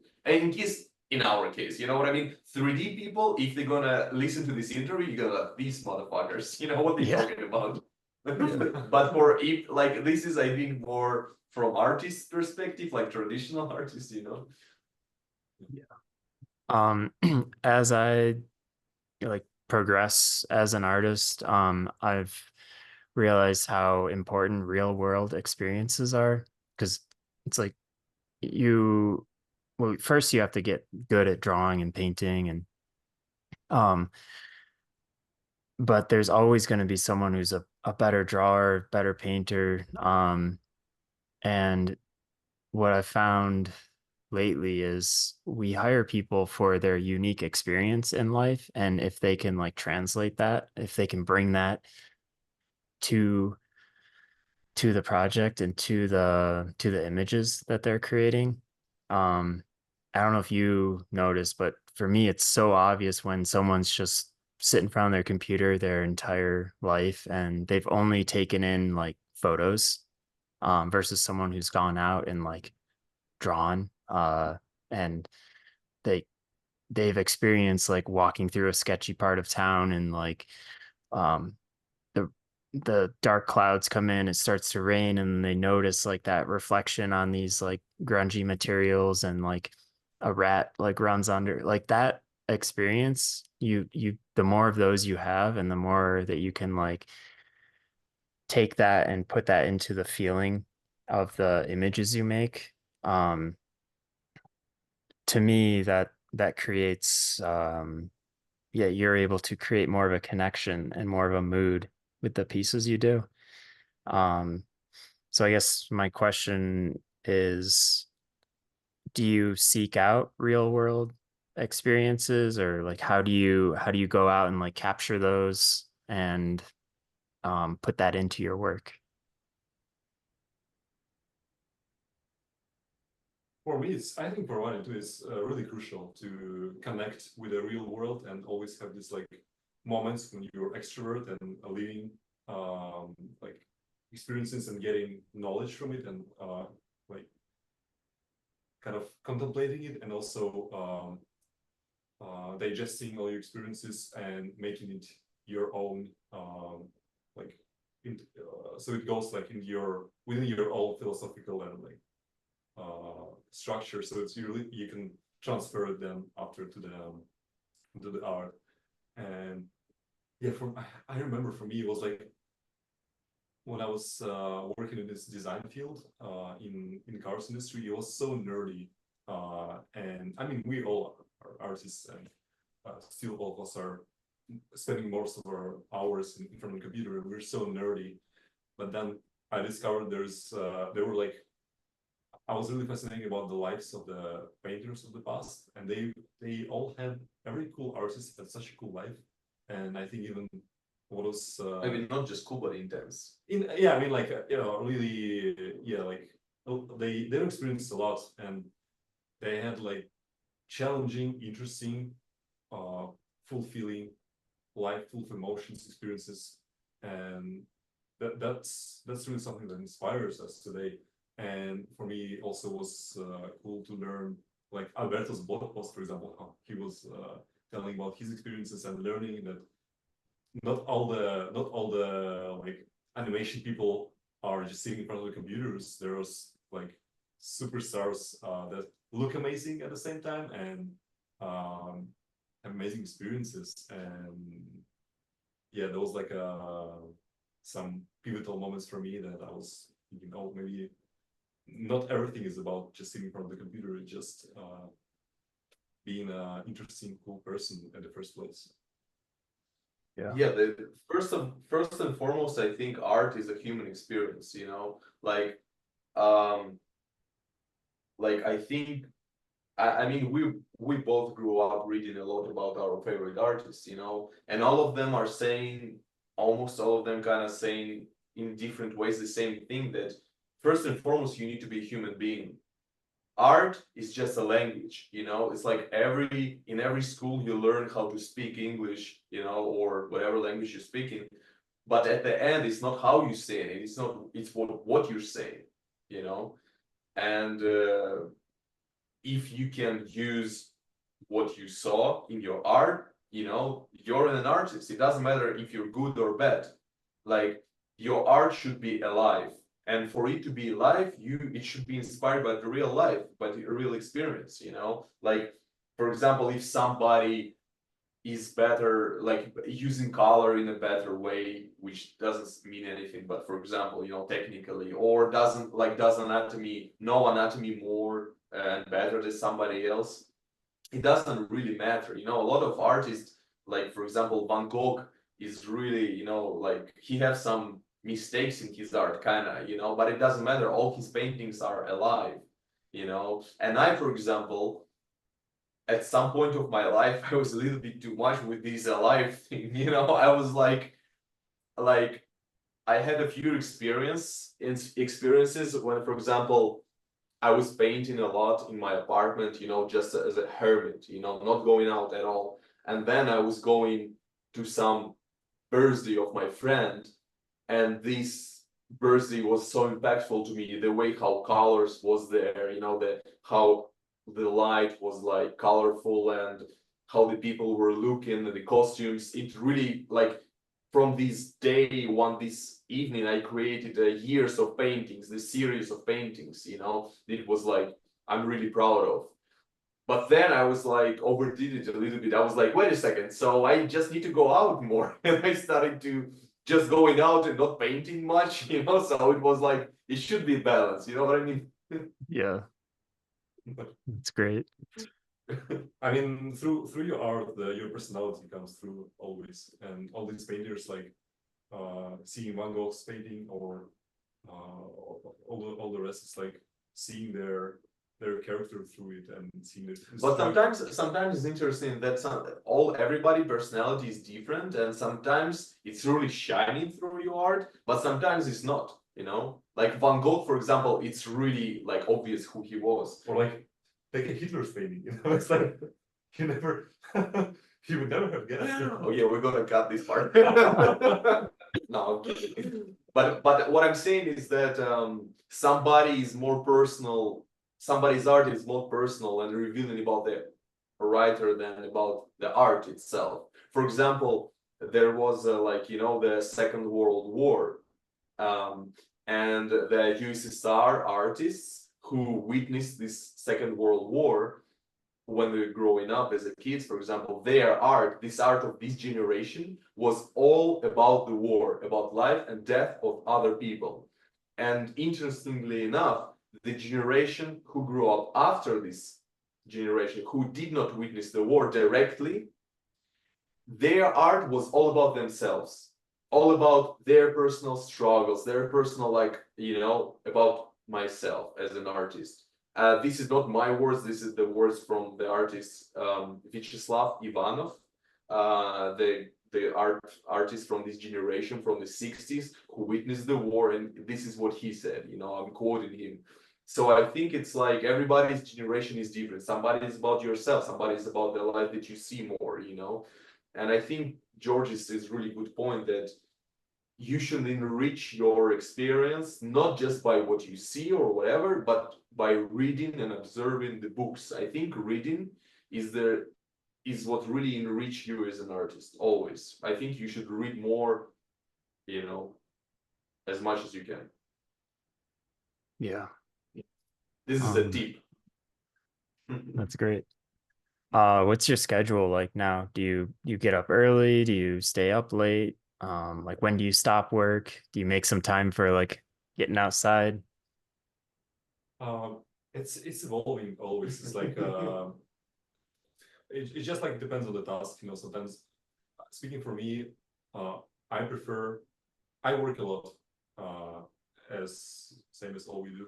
I prefer to wake up early, but it also depends on how much how much in the evening I work, So if I stay up late, then I won't wake up early. But also we started. It's getting late, man. You gotta get a simple answers now. Sorry, guys. Oh, the thing I was trying to say, me and Vanya just started going to the gym, and we are going like at 7 a.m. I wasn't last couple days, but I'm doing it again. So yeah, this gym thing was really eye-opening a bit. I mean, it's like really refreshing. I guess you also work out a lot, right? Look at you. Yeah. Flex on. Wow, okay. I will not do it. Okay, let's repeat this interview half a year after, and let's see how it's. Yeah. George just bought a bag of steroids, so let's see how it works. Creatine. You gotta get the creatine. Dude, we should do another podcast on this. You should give us tips about working out as an artist. Yeah. It's important, gotta stay fit. Yeah, my schedule is all hard work right now. It's like it's a bit fucked up. So I won't recommend it, like working that much. Just trying to be in a good balance, in a good shape right now, and have a good balance with my body. Going to gym more often. But we're getting old, man. You know what I mean? It's like a few years ago, we didn't give a shit about any of it. We just like it's just like we were working it a lot, and now it's like we're still working a lot, but your health, like your body is catching up with you, and you're like, oh fuck, maybe sometimes things go wrong. You cannot just drink and then next day wake up 6 a.m. So I basically quit drinking, because it's like you just cannot work after like next 2 days. Yeah, it's rough. Turning 30, you get aches and pains. You can't drink anymore. Non-art hobbies.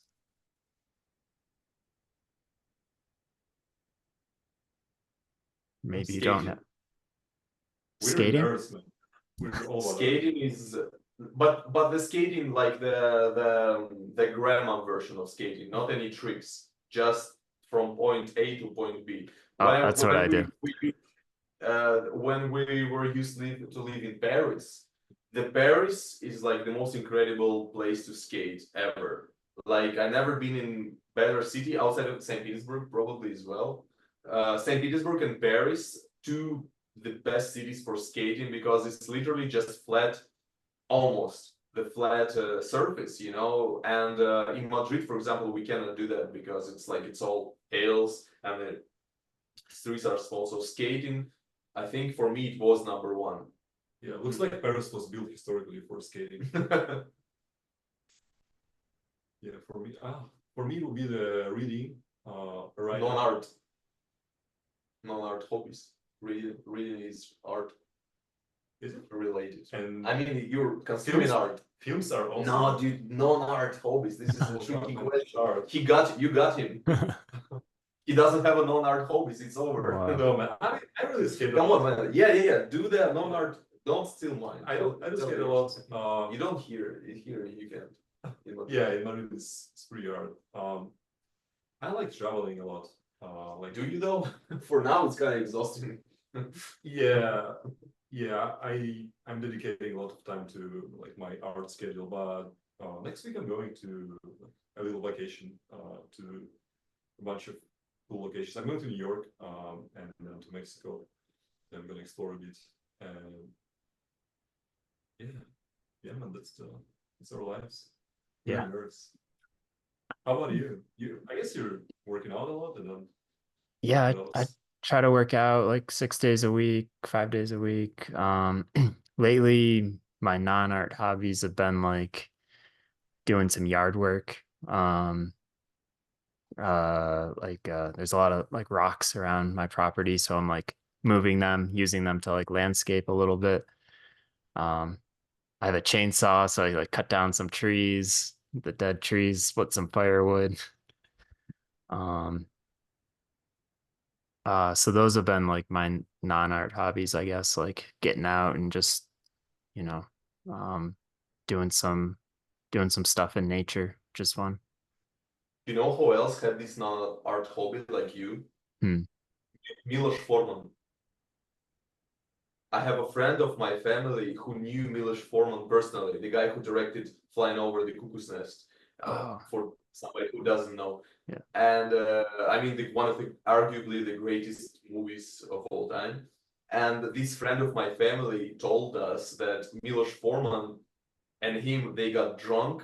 And Milos Forman was like, guys, we now we're going to do some crazy shit. Are you ready? And he was drunk and he took the chainsaw and they started to cut the trees like drunk. That is This story, I dangerous. don't think anybody heard it. Like it's not on the internet, so now you guys know. That's crazy. Man, that's dangerous. First time you use a chainsaw, it's like scary. This thing could just Yeah. chop off my arm. We gotta say for the viewers, don't do that. Yeah. Don't do drunk chainsaw thing. Yeah. How about future goals? For me, it's just I don't have anything like too extravagant or anything. It's just continue doing what I'm doing now, like creating some small projects on the side. And if I can paint and keep doing concept art for movies forever, I would love to do that. That's great, man. That's a happy life, in the whole career. Me and Vanya, we also had this vision of ourselves being a legendary Beatles band, like Paul McCartney and John Lennon, and in our field we'll be standing at the Oscars and being just proud of ourselves. Awesome. For me personally, I would, of course, be the legend is great. I think what motivates me always since I was like 19 was that like if my name can be mentioned as this in the same list of my heroes, it would be the life goal for me. You know, maybe one day, you never know, of course, but I would hope that after I'm gone, my name can be mention in the list of the people who I learned from, that I can bring something to the table as well. I think it like this is what I used to think that like every time I was getting that birthday wishes, I would wish that when I was like, younger or something. I was like, I want to be with my heroes. Yeah. I General. mean, Oh, sorry. Go ahead. oh, just wanted to add, yeah, like we're all artists, right? And I believe strongly we are here for a reason, and we were put in this world to tell the world something and to give back to the community. So we as artists are like prophets of this our society. I mean, that's literally like traditionally like all the poets call themselves like prophets, and there's like whole theme of this going. And I believe it's true. Like we are like the God has given us talent, and we have to we are staying in touch with God and with the universe, and then we have to translate those feelings and give the community give it back to people, because with us, or like imagine what the world would be without art. There would be no source of communication between the civilizations and with like different nations. There would be a complete chaos, I believe. I agree with you in that sense that I would say differently for myself. What I think true for me in that is that I believe that you should be responsible personally for your talent, like all of us was given this talent for something, and some people would use this talent to achieve personal things, like, oh, live a comfortable life, like have attention of somebody that you won't have attention from, or, just simply for money, whatever, just live happy life or something, So I think we're all different because we all use our talent differently. We all believe in different things, So I think what you're saying, and in this sense, I agree with you, is that we should use it in the most responsible way. It's not like this talent for us. It's not given just to gain something for ourselves. This is what you're saying. We should give back to the community. That's part of it. So yeah, I agree with you. I think this is very important. This mentality of it's not just for you to have fun. And it's nothing wrong to have fun. You should have fun, of course, but you should using it in the most high level, and to really fulfill yourself. If you're not gonna fulfill your like passion and your path, I don't think why should you do this. So I agree in this sense. I agree with you. Yeah, I think it's very important. Yeah, that's great. A tip to give that you would give an aspiring biz dev artist?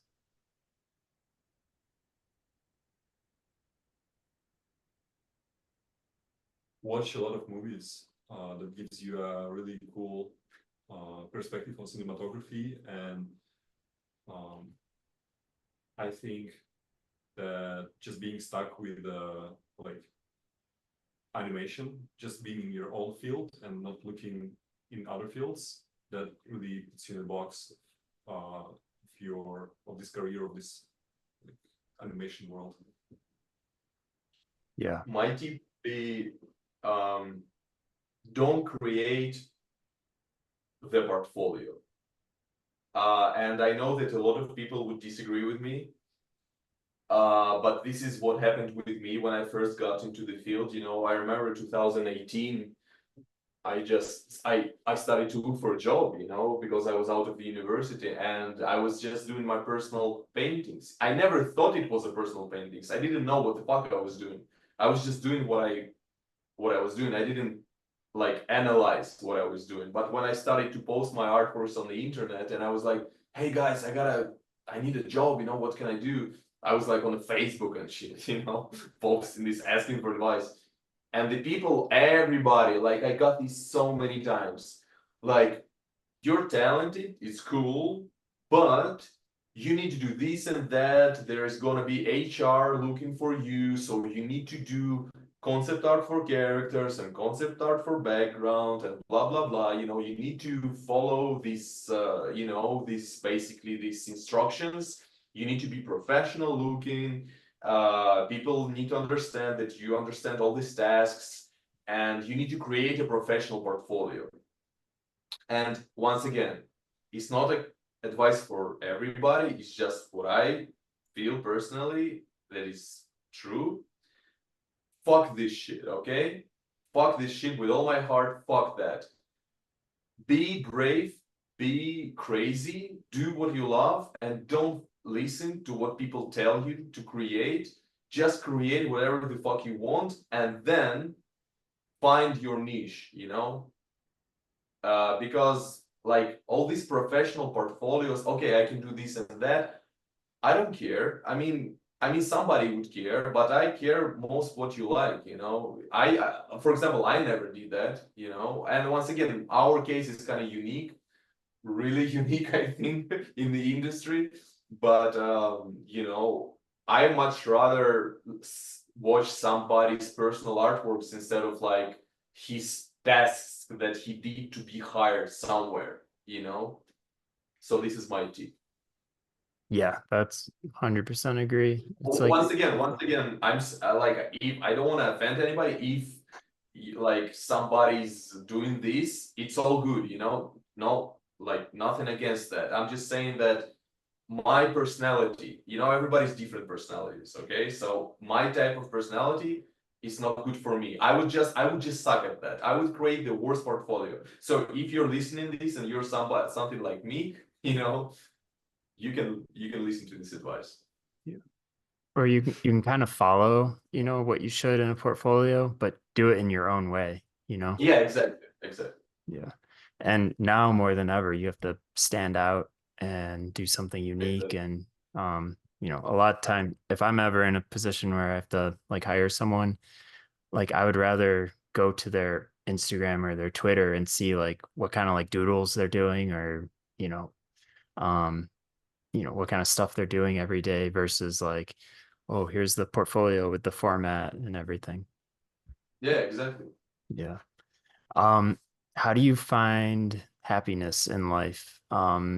And maybe you don't even think about it, but this is something that I kind of think about sometimes because um, if you're like searching, if you're like you're just trying to be happy, like that's your goal, you'll be unhappy, I feel like. Um, and I think it's best to, at least for me, what I'm doing now is finding difficult things to do and accomplishing them and just constantly doing that. Like, I took on this new adventure of like living in the mountains and like everything uh, all the problems that comes with that. And like me, like having these like little victories of like, oh, figuring out how I have this water issue, and then I figure out how the water works and then I fix it. And, um, so yeah, not just like living a comfortable life, but choosing difficult things like with art and in normal life. But for me, that's helped me to just be more positive, I think. 100%, and I really understand you. This feeling of fulfillment, like a small achievements, that gives you motivation to go further and makes you. That's a real clue to happiness in a daily life. Um, for me though, I think like as a general concept, like there is like enjoyment and there is happiness, and happiness is something that is like a candle um, that burns really like in a soft way, like it something that just is, and enjoyment could be more like on the surface, it could be like a fire, it could be more like something more overwhelming. And I find this enjoyment in everything, like in my inspirations, in the day-to-day life, just going out, seeing the sun, whatever, enjoying what it is, what I see and feel, and happiness comes. I feel it is just something that whenever I'm like, I feel myself on my own path that I should be following. Somehow I feel it, and that gives me happiness. But overall, I don't really think about that much because I don't feel like in my life that's I don't have this goal to be happy somehow. Yeah, it's nice. I personally feel that the most important part for me is to be in the right place. You know, it's like, because we changed so many places last 2 years, you know, and more. And like, I learned the hard way. It's not just like physical place. It's like place in your life, like a mental place, you know. It's like, even if it's very comfortable, even if it's like very good kind of technically for you, but it's not right with you inside, no matter how good it is, you gotta go, you know. Like, and I'm first and foremost, I'm talking right now about the jobs that I had in the past, you know. Sometimes I had a job that paid really well, you know, and it was like, okay, just stick with the job, that's it. But it was not at all the thing that I wanted, you know. And it happened with me a lot, actually. Like, it's not just one job, you know. It was like, just, you know, if it pays good but it doesn't good with me, it's really like, I'm really unhappy. And I'm saying to myself all these things that people would say to themselves in this situation, like, just you know, just wait a little bit, you know, like, it's gonna be good for you after, you know, just, you know, like, stuck with it for a little bit, you know, and then you're gonna be happy, you know, just wait, you know. But I personally learned that no, it's not the way. I need to follow what inside me, and if it doesn't feel right, I gotta leave it, no matter how good it is, maybe in some ways, you know. So it's really important to follow. I mean, it's follow your heart. Am I saying this? It's like, fuck, man. We gotta end this podcast. You know, it's over after this. But but oh, just, you know, fuck, man. I said it. Okay, I said it. Can I ask one more question, then we go to bed? No, we good. We good. I'm kidding. I literally just have one more. So, and it's if you could ask kind of like a general like art question to another artist, something maybe you're curious about, what would that be? And then I'll ask like the next person I talk to. So we gotta ask this next person you're talking to. Yeah. Yeah. Oh, just a general question to our fellow artists. Yeah. Oh, it's a good one. I gotta think of it. Wait a second, this is a good one. You're gonna cut the thing. Yeah. 1 hour later. Yeah. The question.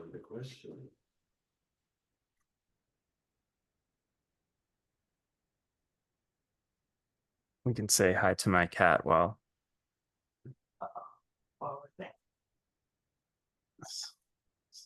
Oh, the cat.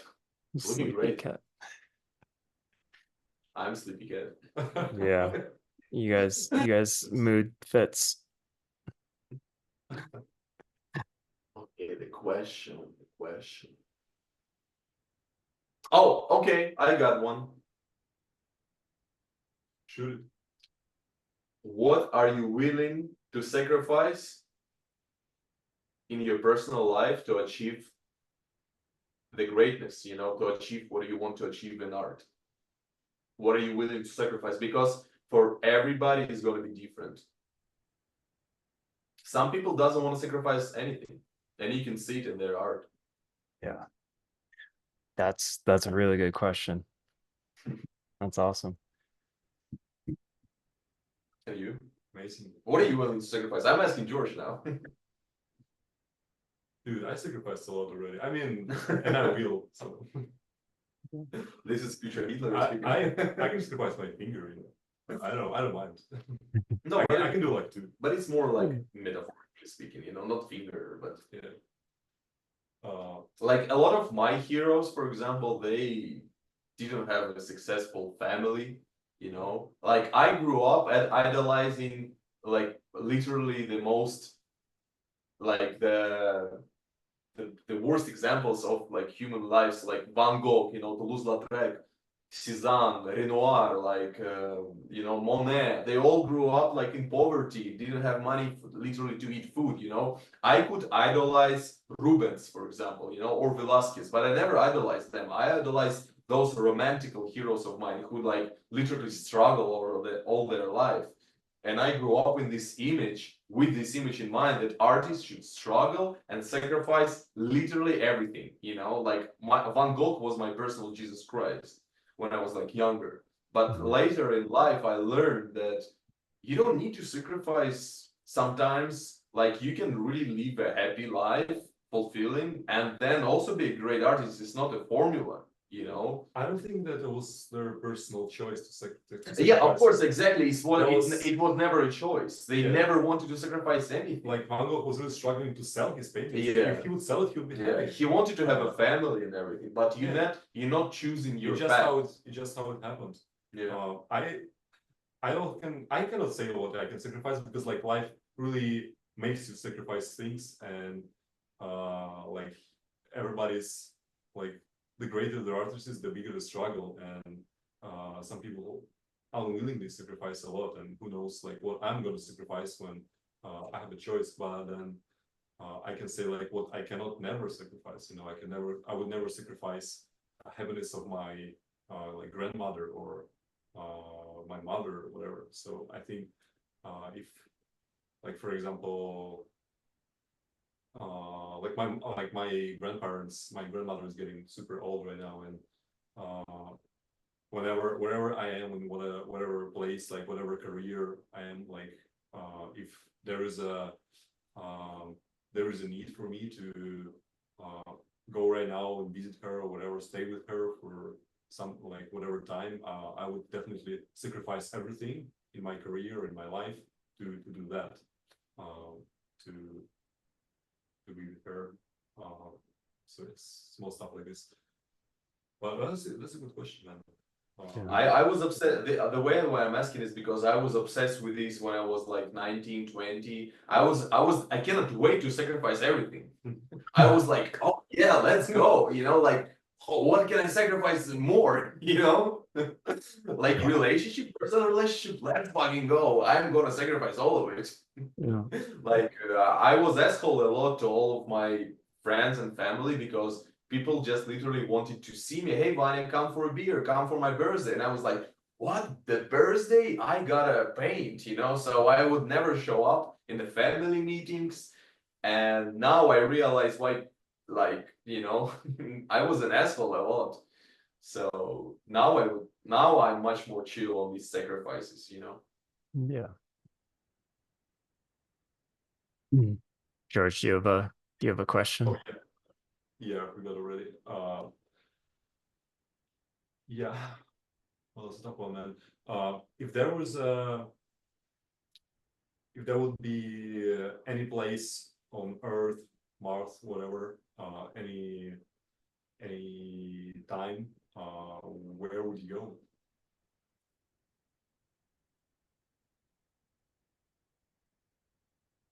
That's great. Cool. Yeah, thank you guys so much. That was really awesome because we've been working together for a while, and I've been wanting to talk with you and get to know you more. So yeah, thank you for staying up late. Really appreciate it. How much we were going? It was like something 2 hours, right? 4 hours. What? Yeah. What? Those 4 hours? 4 hours, I think. Like 1 hour or something. Dude, I was watching the previous episodes of yours and it was like 3 to 5. And I'm like, no, ours gotta be like 1. I don't have a shit to talk about. But like, wow, this is We great. could just go on like for the whole night. Nah, man, we got Sweet. I see Vanya is Okay, like, I'm leaving. I gotta go. But George is his apartment. Hey, you guys Yeah, can we need stay. yeah. No, Thanks let's for we the can go. Thank you guys so much. It's really, really awesome. Yeah, I can't wait to hang out with you in real life sometime. So if you ever Yeah, come man. here, you're always welcome at my place. And yeah, Thank you for this wholesome Yeah, conversation. thank you for inviting, man. It's been awesome. I was watching the episodes, you know, especially with Chloe. The episode was really great because it's interesting to hear how where other people came from. You know, it's none of the stories are the same, so it's yeah. cool to be a part of it. You know, and share our experience. I think this is the first time ever, like we did some in English. You know, did we? Did you do some other We did online podcast? animation. We never released it though. That's Well, true. like we did a bunch of podcasts like when we were in Russia, but it was like it never was in English. So this is first time I think people would hear our story like in English. So it's pretty Oh, cool, I think. that's awesome. Yeah. Yeah. Well, thanks Going for international. doing it with me. That's great. Yeah, man. All right. Let you guys go to bed and have a great rest of the weekend. Thank you, man. You Have a too. good Yeah. weekend, man. See you guys. Take care. Peace.